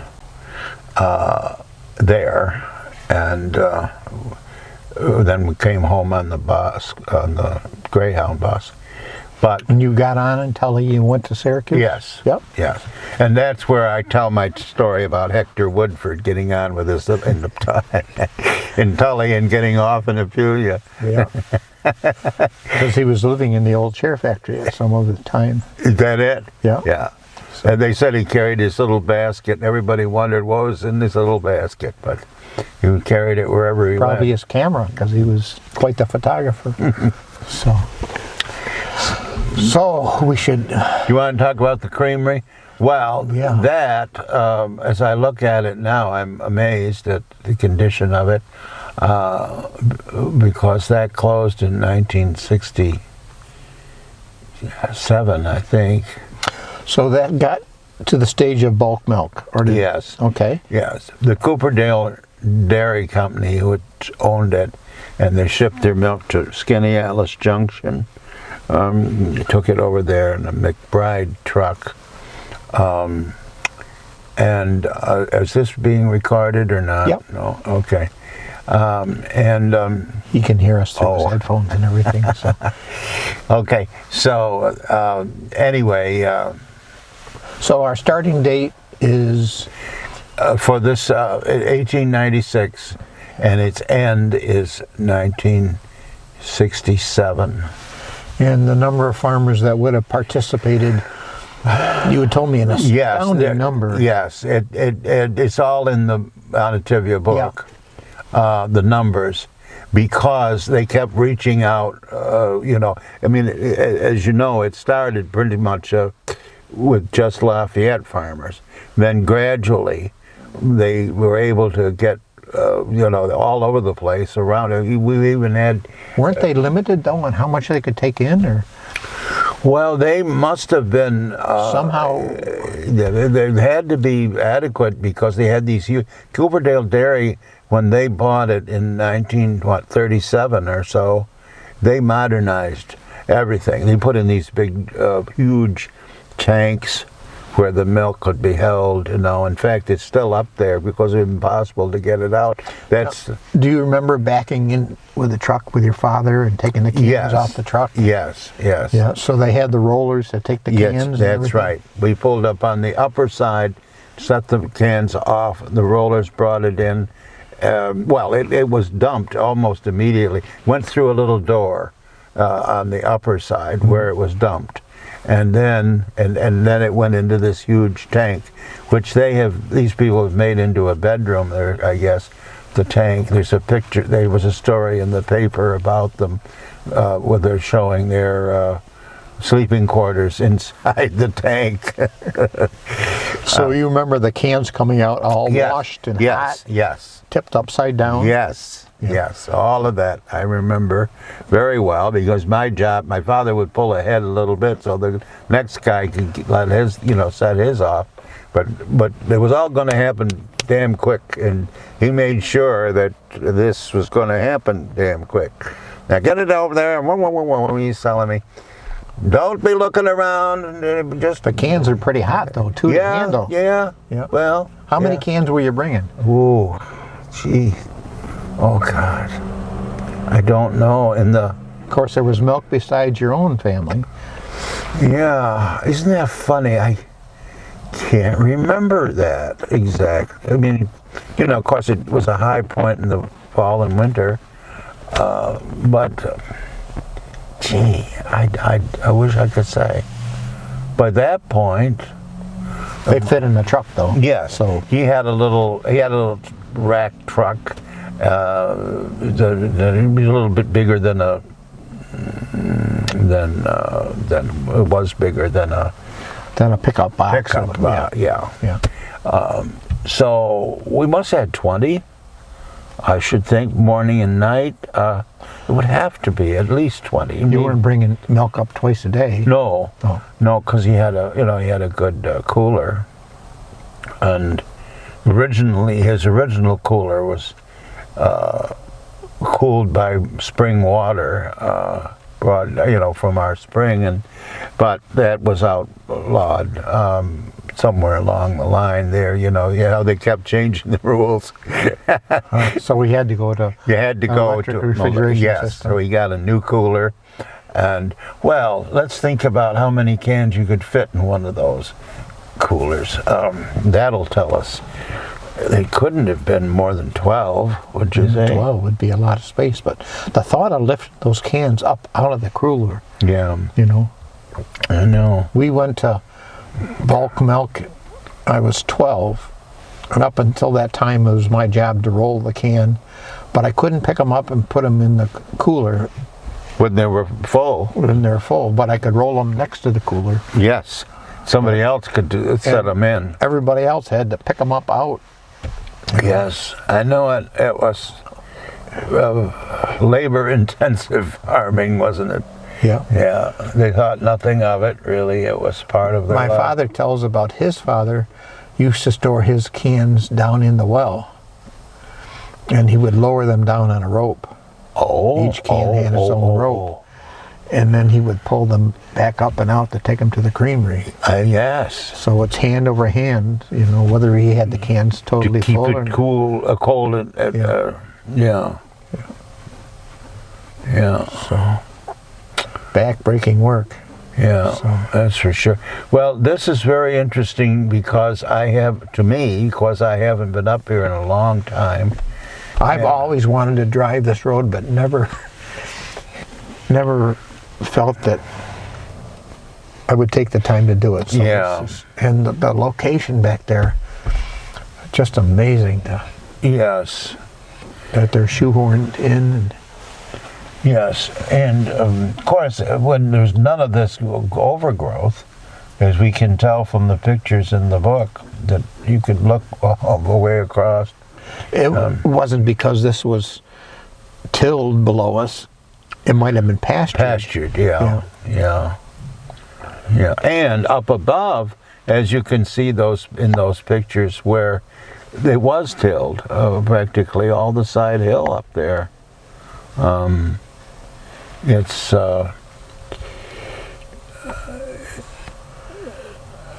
It's fascinating to think, as just in our age span, how this overgrowth. That is just How good it is for the environment to have everything covered with trees. that's It can't, you know, that's very erodible, you know. yes, that's very But true. it's just hard to believe that there's land enough up here to have what you have photographed. Oh, I know it. That is Included in your book, so true. These Well, I don't know if I can say anything more about the creamery than I have. The rest is all in the Auditivia book, pictures and so on. But you see the bumper blocks that I've been talking about. So the little spur that came down and ended there, and then of course there's a date on the end of the thing, which, as I say, the railroad was always dating everything. 19 something, 10 or 11 something. Can you read it? I think it's 1913. Okay, that could be. Then this was a weigh scale that somebody, the fellow who there was a feed store, and he had that as when he's selling out feed, and then we used it. There was a driveway, of course, to come down around the backside of the creamery. that's where we drove in with the milk. But all of that belonged with the creamery, and when these people bought it, they used to be able to drive right through, right up to the other road. And there's concrete retaining wall. Yes, that was the foundation of the feed store, I think. Wow. And then there is a date, I'm pretty sure, on the bridge here. See the TVs? I got a couple I could add to that. There was a date here when they had remodeled the bridge.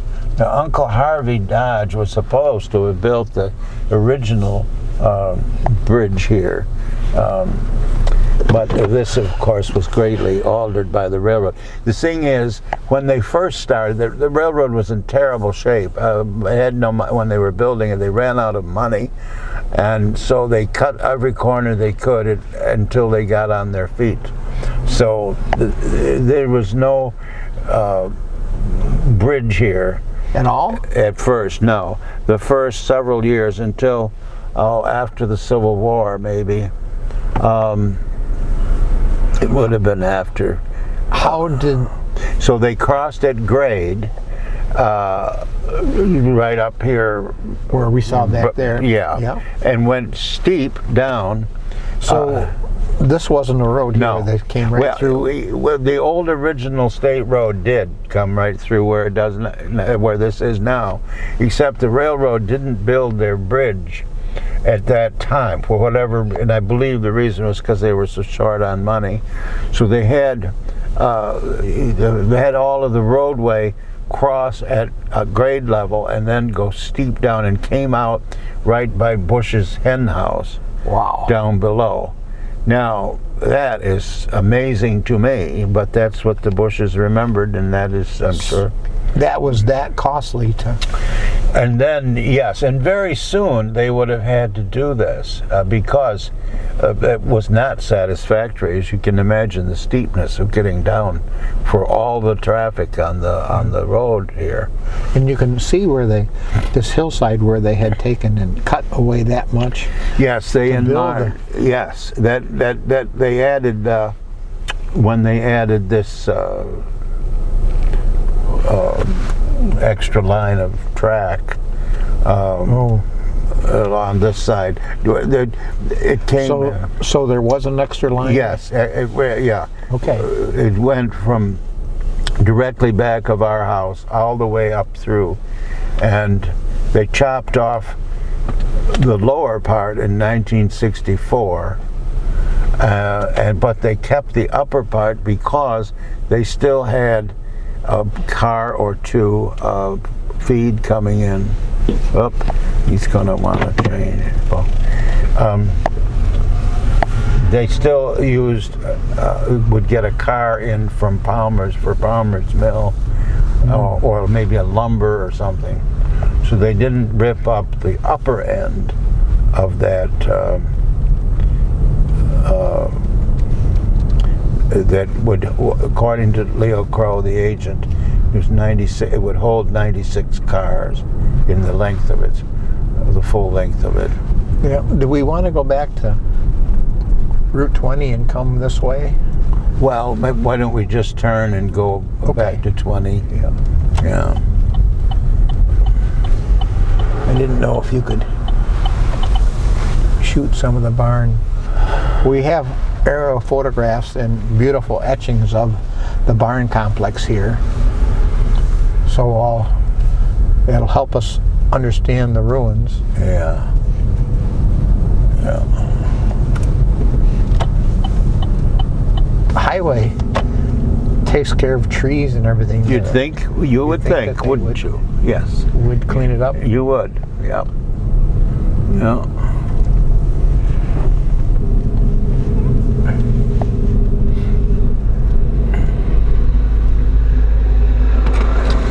So this lot on the upper side, which fortunately somebody's still working at, was the hop yard. So they had the poles and yes, had all the poles. And that was the only field that had? Yes. Then after Ferdinand got a hold of this farm up there that I speak of, cousin Herbie Dodge Hall's farm, where his cock is 1.5. Ferdinand got it and had a hop yard up there for, this would have been in the early 90s, 1890 something. But that was not, this was his big feature. And he could, So there were some years that hops are a really profitable crop. Apparently, yeah, apparently. So now coming up here is your friend John Hughes, the cheesemaker location, and he. Now Joanne says that some of these lots have been sold apparently. Yep. So this is John Hughes's house? Yes, he had this built in 1887 because when the cheese factory was a little bit, probably just about where that house is. Yeah. And they lived in the building, in the cheese factory building, until they built this house. So his years of operation, he would have had maybe 20 years? Yes, he supposedly You had found some information about that, 1872 or 4 somewhere. Okay. And then he was put out of business. And Yeah. But he wasn't taking in anywhere near the volume of milk as the creamery. no, He was just that's right. a few miles around it. Exactly. Yes. Yes. Yeah. And then his son Irving had a little farm. I mean, the line was right behind this house on the one side and up on the hillside a little. Couldn't have been more than 40 acres or so. So he would have been shipping his milk. Yes, he did. And right up, and until practically till he died in 1947. I'm pretty sure that he was still sending the milk a little bit that he had, So, and there was a house along in here too, one time or another.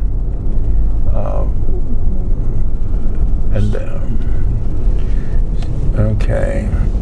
So we got quite a story on this corner here, and of course, we've still got to go back and buy your family farm. Oh, you want to do that? Yeah, that's up to you. That's fine. So, well, we've talked a lot about this business here, Luther Cole and his Scythe Snath factory, which is supposedly the handle of a scythe or grain cradle, and it would have stood right where you turn into Route 20, where where this asphalt rises. It was about an acre or something in there, which had been bought on. The Coles didn't own at that point any other than the original little chunk they bought for the scythe factory was there. Then they did buy some more land up the other side of the road, because there was their water source, their spring was up there. And I asked Arlington Pump, that was true. and you're talking about the water source for the house. Yes, too. yes. It came from over there, and I asked Arlington not long before he died about that. I said, "Do you remember?" He said, "Yes, I remember. We got water, but then all of a sudden something happened." Of course, he was a little kid, and he figures that Route 20, when that went through, there was a problem, maybe something to do with it. But so Arlington was raised. This was his homestead. Yes. Okay. Mm-hmm. They moved up from the mill house in 1934. Okay.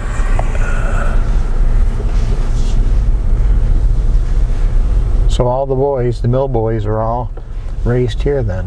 Yes. Any of them that were, well, some there The was. photo with the decorations on the porch. That's interesting. I wasn't aware of that until you pointed it out. Give a good sales pitch for your photo book. So Yeah, I wonder what that really was. Was that decoration for some purpose, or I wouldn't think you'd put it up there for a short term. I never noticed it until you pointed it out to me. Yeah.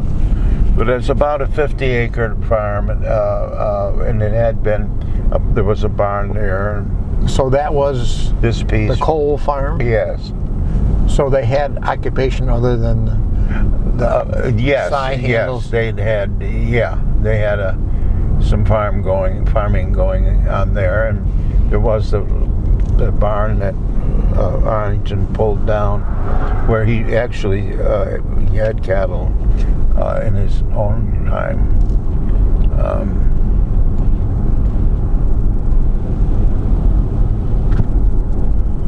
And then after the cheese factory, they built a barn right about here.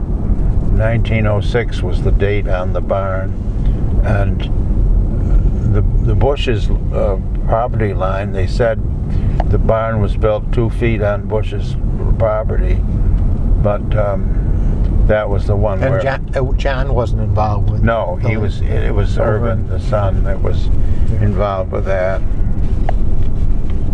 I still remember the beautiful picture of him and his bride. Yes. His young bride. I had to, yes, the 10 years difference in their ages. And arranged marriage. Now these fields have been not worked now for a few years. Yes, a relatively short time too, and look how that's coming up. What is that growth? I don't know. It's oh my God, look at it. Unbelievable.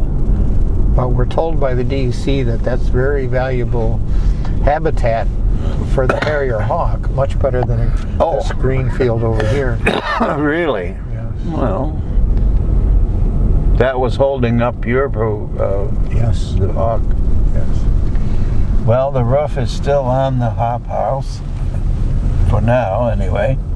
We could talk a little bit about Stuart Bush taking us through these barns with Randy Nash, because he was quite thrilled to have somebody explain to him the structure of the timbers and everything. There's a beautiful pen sketch of these barns that were done, and we're told that it's been put on his tombstone. So he would be very saddened to see what's left. That's always amusing to us. They would paint 3 sides of the barn, and my father always said, "What do they think? That when you live on a corner, everybody can see the backside wasn't painted." But that was their style. But anyway, so our farm started back there, and this pasture was up here, which was completely open until 1977. It was pastured. Everything you see in growth has come since 77 on that. And then, of course, up here is the house, which gives me a nice opportunity to get a closer look than I've had in a very long time. My privy is still there. My God, look at that. He's even put a different roof on it, I think. Can you imagine? Is that the one that you put the roof on? Yes. Only it's set up by the house, of course. That is when I was shingling that in 1977, when my mother, who lived in Marcellus, came over, and I said, "Here I am shingling a shit house. What are we going to do? We've got to do something. We can't go on like this." It was 10 years, 11 years by that point, and I'd been living here by myself, of course. And I said, you know, we can't go forward with this. Agway had, rented those lots and all that, but they were gone. Malcolm Knapp was renting it, but still, so that's when we decided to do something about it, and had the auction in that fall.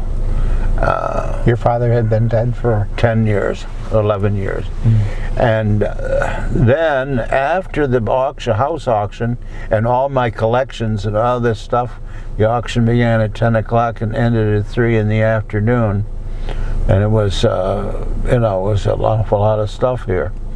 And so then Dougie Knapp comes along and says, well, I want to have a farm of I want my heifers to be, I want to ship milk for my heifers and so on. And so they had, in order to pass inspection, now they'd been out of business for 10 years. By that point, the rules and regulations had become so much even more intense that they insisted that the basement all be cemented all the way around, to give a flat surface. In other words, you couldn't have the old stonework because it might carry a bacteria. And this was to be able to milk cows, yes, as opposed to just raising heifers. Oh yes, because he was going to ship milk. Oh yes, And that was his plan, and he'd worked at it. And his father and the hired man and Doug and whomever, they worked for several days of cementing the basement all the way around as required.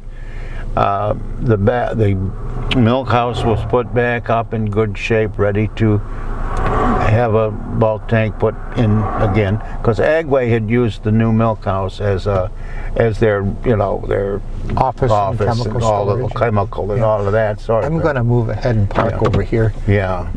Well, this So allows still me see to the barn. see, intriguing me, because I had that roof put on, and that's still there, and that's, oh my God, what a mess.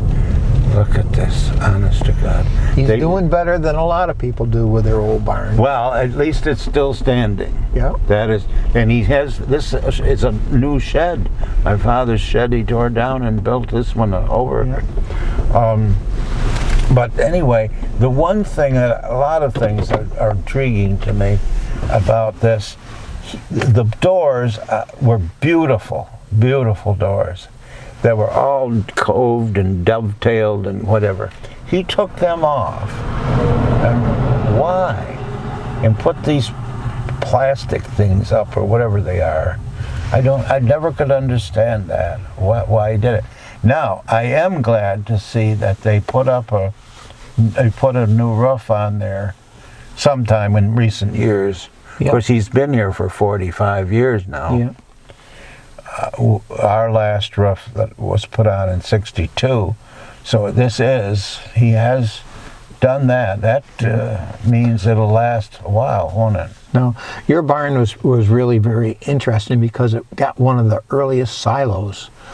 The little opening here to the side was the internal silo.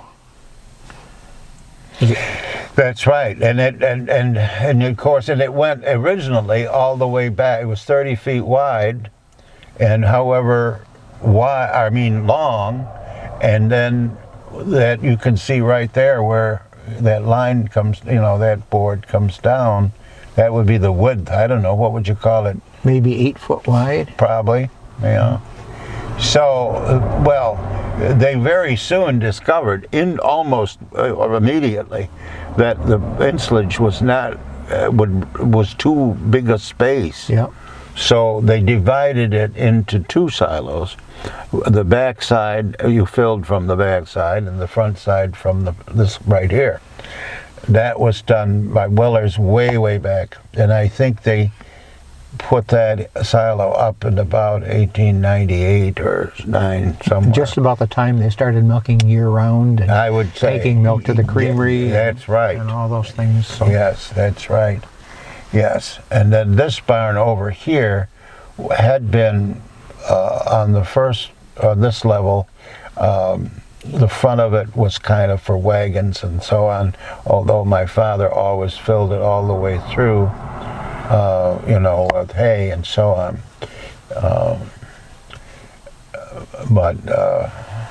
And then of course we can't see it now, but my famous beam is in there. Well, it makes me feel good that he has put a roof on it, and that means it'll last a little longer. Okay. So we. I don't think there's much point in going farther. It's just ruins all the way down through. Falling down. And we have a few things to talk about on the way back. Yes, we do. So, yeah.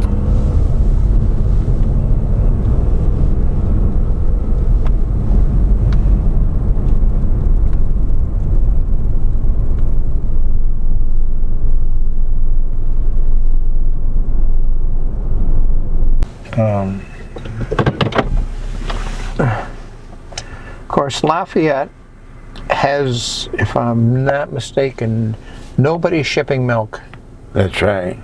to any farms. That's right. Nurse was the last.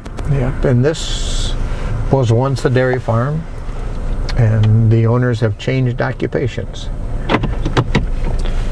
Yes. So, what more can we say about the mill that we don't already know? Well, I read a beautiful history yesterday in your photo books. Oh, Explain to me all the details about the Palmers. Think we're safe, like. well, I guess so. Well, anyway, yeah.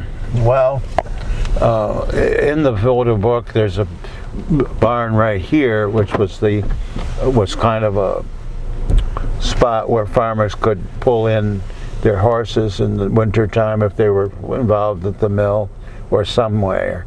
It was really stalls along the lower side of it, and then they had storage up above. That's in the pictures. And since Arlington has died, Sheldon has died, his son-in-law Schrader there has who's working with that machine. He's put this door on the end here. Yeah.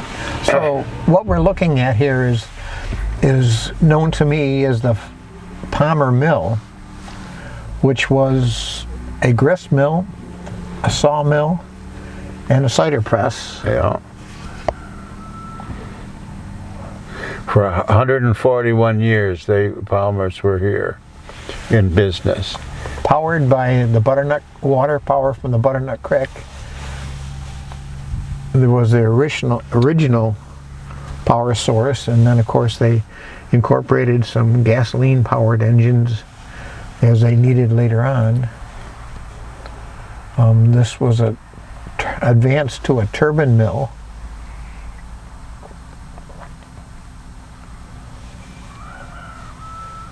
I don't know when they phased out the actual. Well, they were still using the water power for the sawmill as long as they had it, which was 1945 or so. Then they sold it, and this fellow over here in the corner here bought it and moved it over there about 1947 and ran it by electric or gasoline motor or whatever.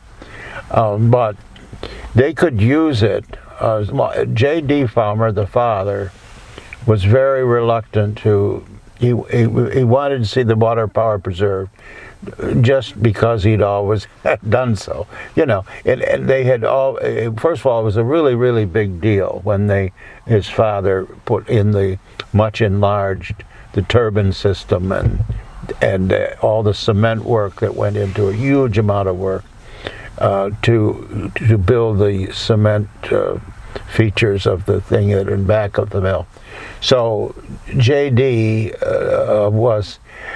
Insisted that they keep the water power available should they ever need it. But of course the water power had such limitations that it was hard to say, I can't saw it today because I don't have enough water power. Yes. And people wanted their logs. That's right. Sawn, and it's easier to throw a switch and. Oh yes, it had to happen that way, and then the requirements involving, government regulation and so forth, and that's what did in the cider business. Because now, I don't remember. We brought our apples down here to be pressed, and I don't remember whether we were running on water power or engine. I think that the cider mill was still running on water power. I think that that can be questioned. I didn't remember hearing the engine run, but I remember being able to walk around and watch the boys throw the levers and the belts. Yes. And just being totally fascinated. Yes, it was quite at the end of the first book of mine, there's a long essay by somebody who remembered it, and I think that's quite good because he was a little boy like you, looking at it and explaining, and J.D. Palmer told him why it works the way it did, Yeah. And but I remember when we brought our apples down, they had finished grinding the person's apples before us, and they had come in on a manure spreader. And they came out with what looked like granular sugar and covered the wet spots over with that. And they explained to me that that was because the previous apples weren't so clean and they wanted to make it a little cleaner for our apples. And, you know, and I wasn't smart enough to realize what they were telling me. But apparently we had some granular sugar that soaked up the water, if it was in fact sugar. But all of a sudden this mill was closed and we couldn't come here with our apples anymore. Yeah, I think it was in the early 60s Yeah, that they had to give up the cider mill. yeah. And of course in your photo book that we looked at, the World War I certificate Yes.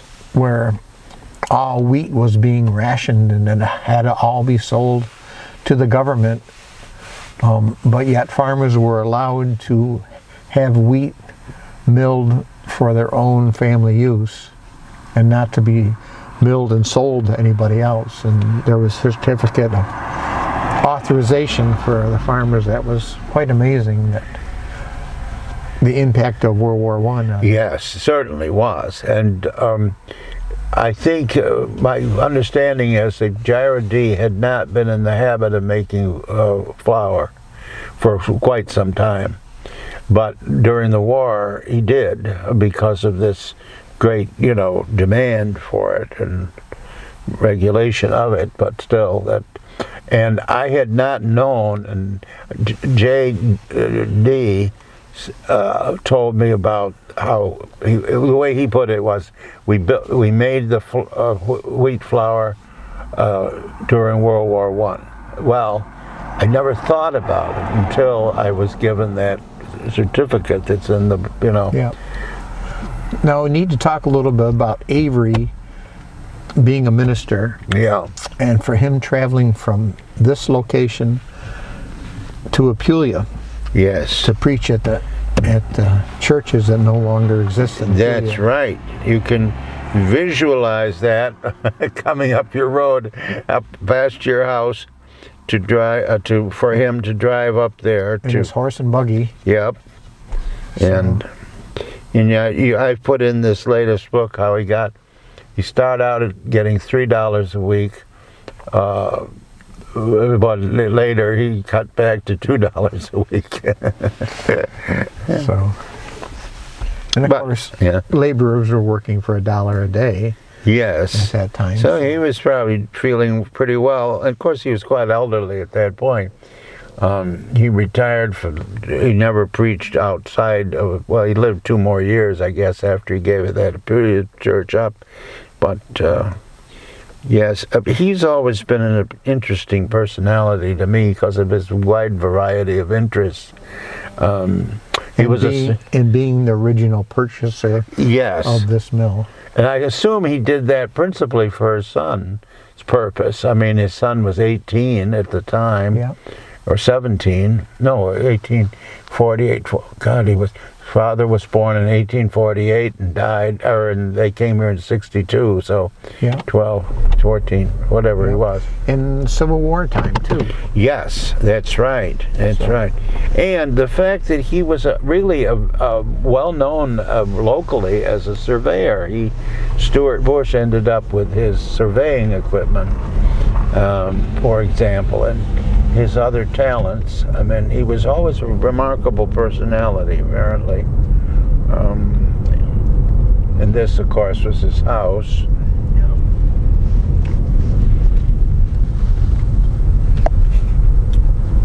As I fly by. So we have a few more landmarks on the James Apulia Road. Yes. Okay. Wow. Guess it's all right here if you hurry. Yeah.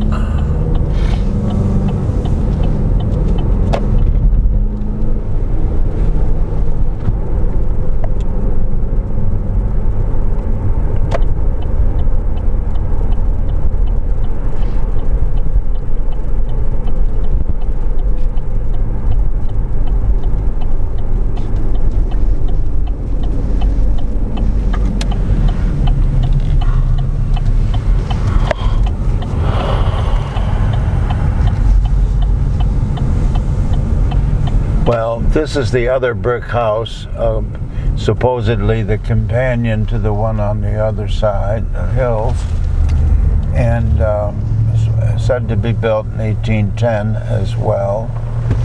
And very similar front doors.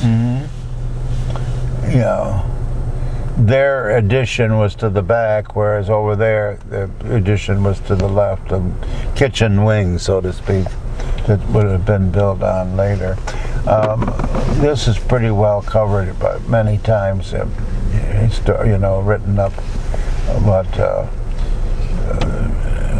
the Palmers bought it in 1926, I think. But it had, the silo is still there. That answers my question. The silo is still there. Yep. Yeah. And yet, am I in the position where you can capture that? Can you see that back there? So, of course, there was a barn back there that burned 1924.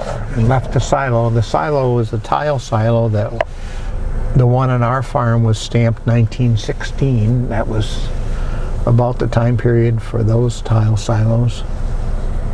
And probably this one here was right along. That's just about right for. Yeah. Because these, it's hard to believe that this little bit of land, well, this was the good land across the street, road, but up in the hill there was also pasture, and I think they could work some land up at the top of it. And you want to talk about this stream that comes down through here, and oh yeah, well, we'll get it. This is an awful lot more stream than you'd think to have created the need for that huge fill around the railroad up above, which is pictured in the book. I mean, it's hard to imagine that little creek would have. You can't see up there. You can't see it from here, but that was enough to wash the railroad out.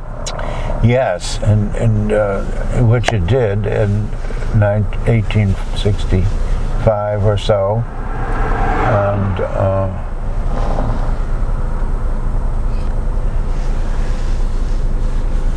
and of course it's been enough to flood out this road. Apparently, in the last couple of years.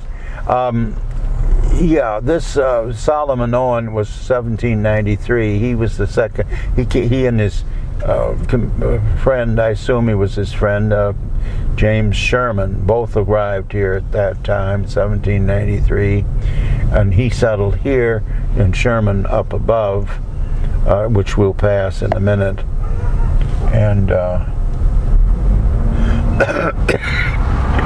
there was supposedly an Indian orchard here somewhere that the white settlers were able to put back into production.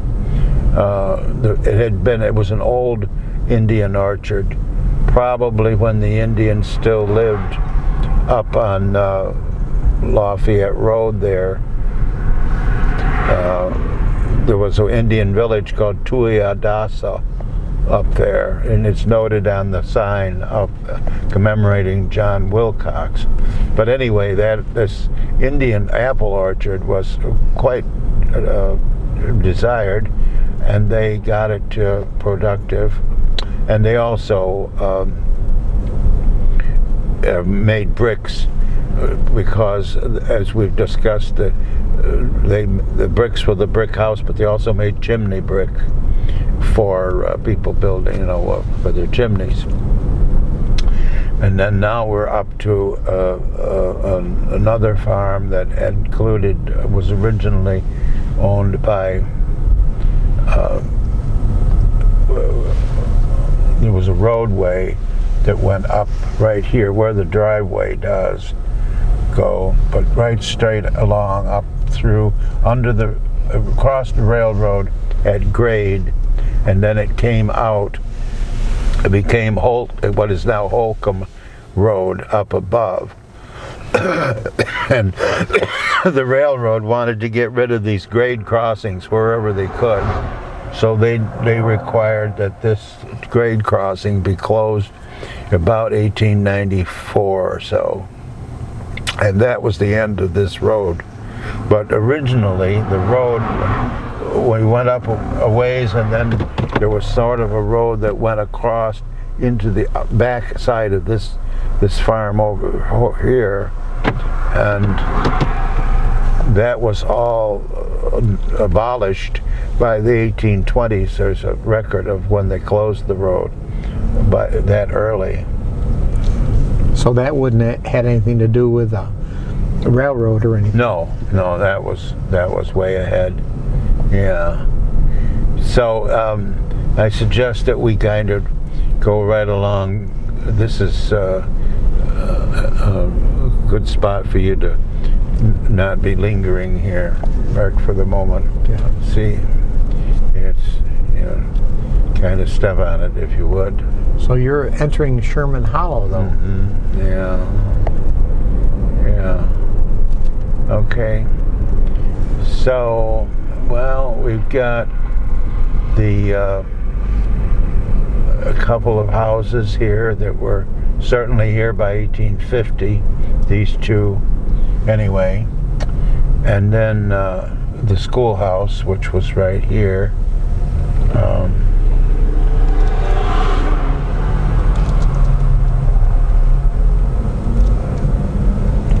And then there was a house in here, which is gone, and then about here was where the store was that Joanne was talking about, wondering about. That's about where the store burned up in 1939, December 31st. And then over here on the left was the Sherman home, which is where James Sherman settled in 1793, and the house was just torn down about 2 years ago. And the age of that house would have been a fairly early house? Yes, I would have to say yes, because James Sherman died in about 1813 or so, and it was probably built before that. This was Bazile Sherman's Tavern, and we assume that when he got married in 1814, he probably was situated here. This was called a drover's inn because they would come through driving herds of cattle or other livestock, and this was a place where they could hold them and stay overnight. And at the time, I want to detour us down here just so we can see the foundation of the barn down here, because we have that nice photo of the barn and house here. yes, That we will put into this presentation. So this is interesting in that this fellow King kept the old foundation and built this latter-day barn on it. The barn was really about double that size. but that's beautiful stone Yes, in that. it's remarkable that he did save it. He's now dead, I believe. But what's going to become of this, I don't know. He started building this house, but that's... The marketability of this house with the power wires right there might be limited, but Yeah. I thought you'd like to talk about this road and where it once go. Yes, this road crossed Clark Hollow Road right up here, and then it went catty corner across into that past that upper. There's a field up above there. Can you visualize through the trees at all where it would go? I don't know. I was never there, but Yeah. Mr. Nurse has volunteered to take you up there, hasn't Yeah. he? And so. But why did it go up that hill? To get up to Conklin's Mills. And it says right in the laying, it says 1800 or so, for the convenience of arriving at Conklin's Mill. So, this was a pretty big deal because they were there in business by 1793 or 4. And they started, for the first year they built their sawmill, which is always the course. The first thing was the sawmill. That was so important. And then the grist mill followed for them within a year or two. And then it was... So you can see when Palmer's had their mill here, 1860s, how much easier it would be to just go to mill as it is to climb that hill. Yes, that's right. That's right. Yeah. I've always wondered about that open field up there. Now, obviously, Robert Everingham must have worked it, certainly, but it would have grown up tremendously. And Bud Nurse has had animals pastured up there this summer. Oh, even now? Yeah.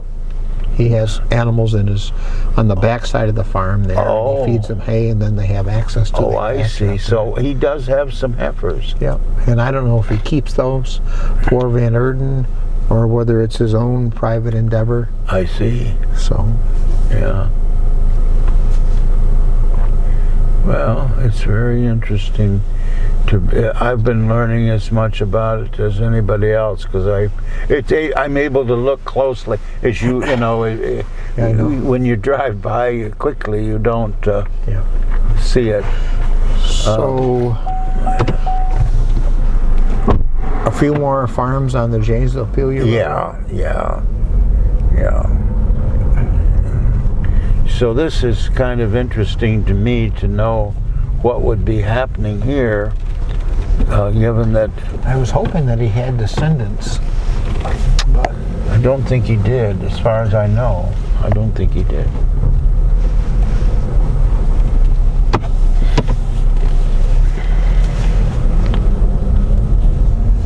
In the Crossroads book, there's a picture of the little milk house that was here on this place, which was still standing when we did the book took the pictures in 78, but it was right at the head of the other, the original barn.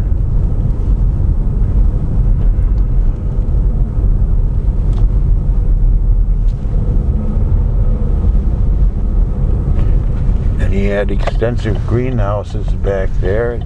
I think he raised orchids, or I think it was orchids.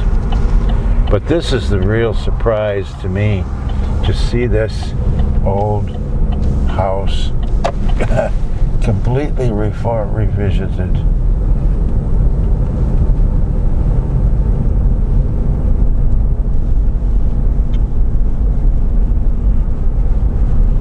And up here is the house that I mentioned before, Enoch Everingham's house, which he had built in 1839. And he was a pretty big deal of farming. He had 250 acres. He kept buying up pieces. He started with around 70 acres maybe here, and then he bought on out to the south here. And the second story ballroom. Oh yes, the second story. The supposed ballroom up there, which you can't see any evidence of now. And then of course the cemetery. The earliest recorded stone is 1813, which is James Sherman. But we've always been told that the first death from the town of Atisco was buried here, which was about 1802 or so. But I've never had any real. That's information from the town of Atisco. So, but there's no sign of it, or there's no stone for anybody earlier than Sherman, who's the fellow with the flag on him right there, right in front. He's What would have been the latest burial? 1875 or so, and that's one of this. It was a son of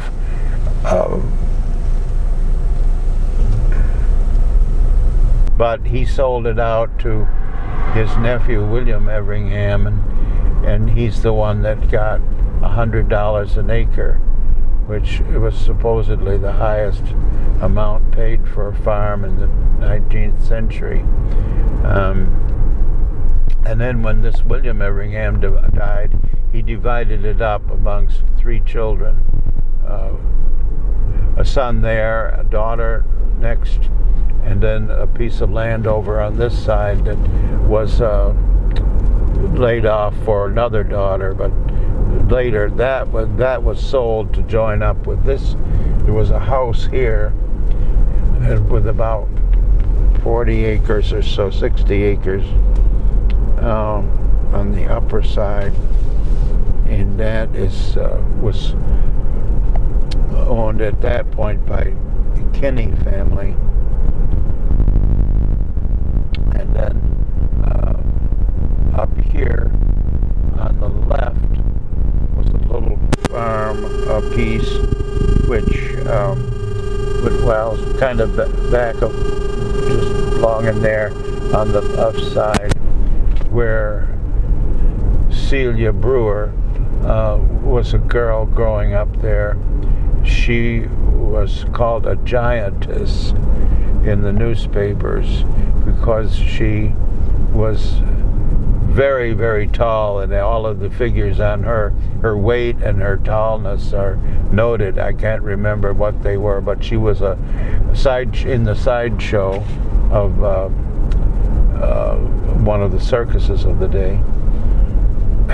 And I looked this place up just this morning for acreage, but I can't remember what I did with it here. This was, well, it's kind of hard going now for you, but anyway, We gotta about 100 acres, I think. we gotta save a little time for Leroy. Yes. Well, this is one that we know that Ezekiel Mills came here in 1822, and we can say that because his daughter was supposedly 6 weeks. Ooh, watch that. Ooh, Bill. Yeah. She was supposed to be 6 weeks old or whatever when they came here in 1822.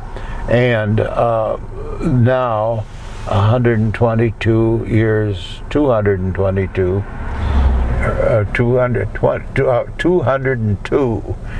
years, there is a descendant living here now.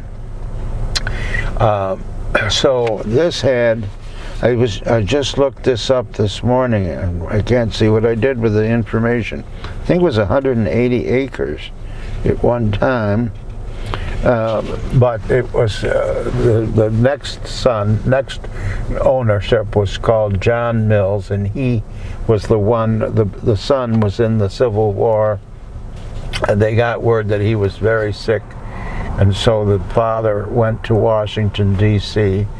to find him, and then the boy survived, but the father got ill in Washington and died on that trip. And the farm was then run by his wife called Patty Bennett, and she was here with the rest of her family until Leroy Dodge married one of the daughters in about 1874.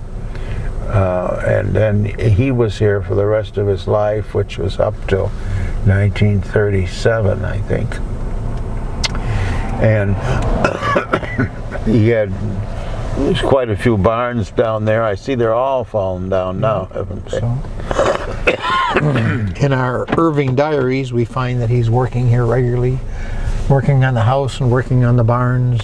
Well, I'm interested to know about that, because you see, all that addition, that wing there, Yeah. was put on so that Roy and his wife could have separate quarters from Claude. I wonder if that would have appeared in Irving's diaries. Probably did. I'm sure he was the one that did it, in light of what you're saying. Now, when we were on the other side, we were talking about the Clarks, and on this side is Erastus Clark, the brother to Isaiah, and this one had about 10 children, as did the other one. And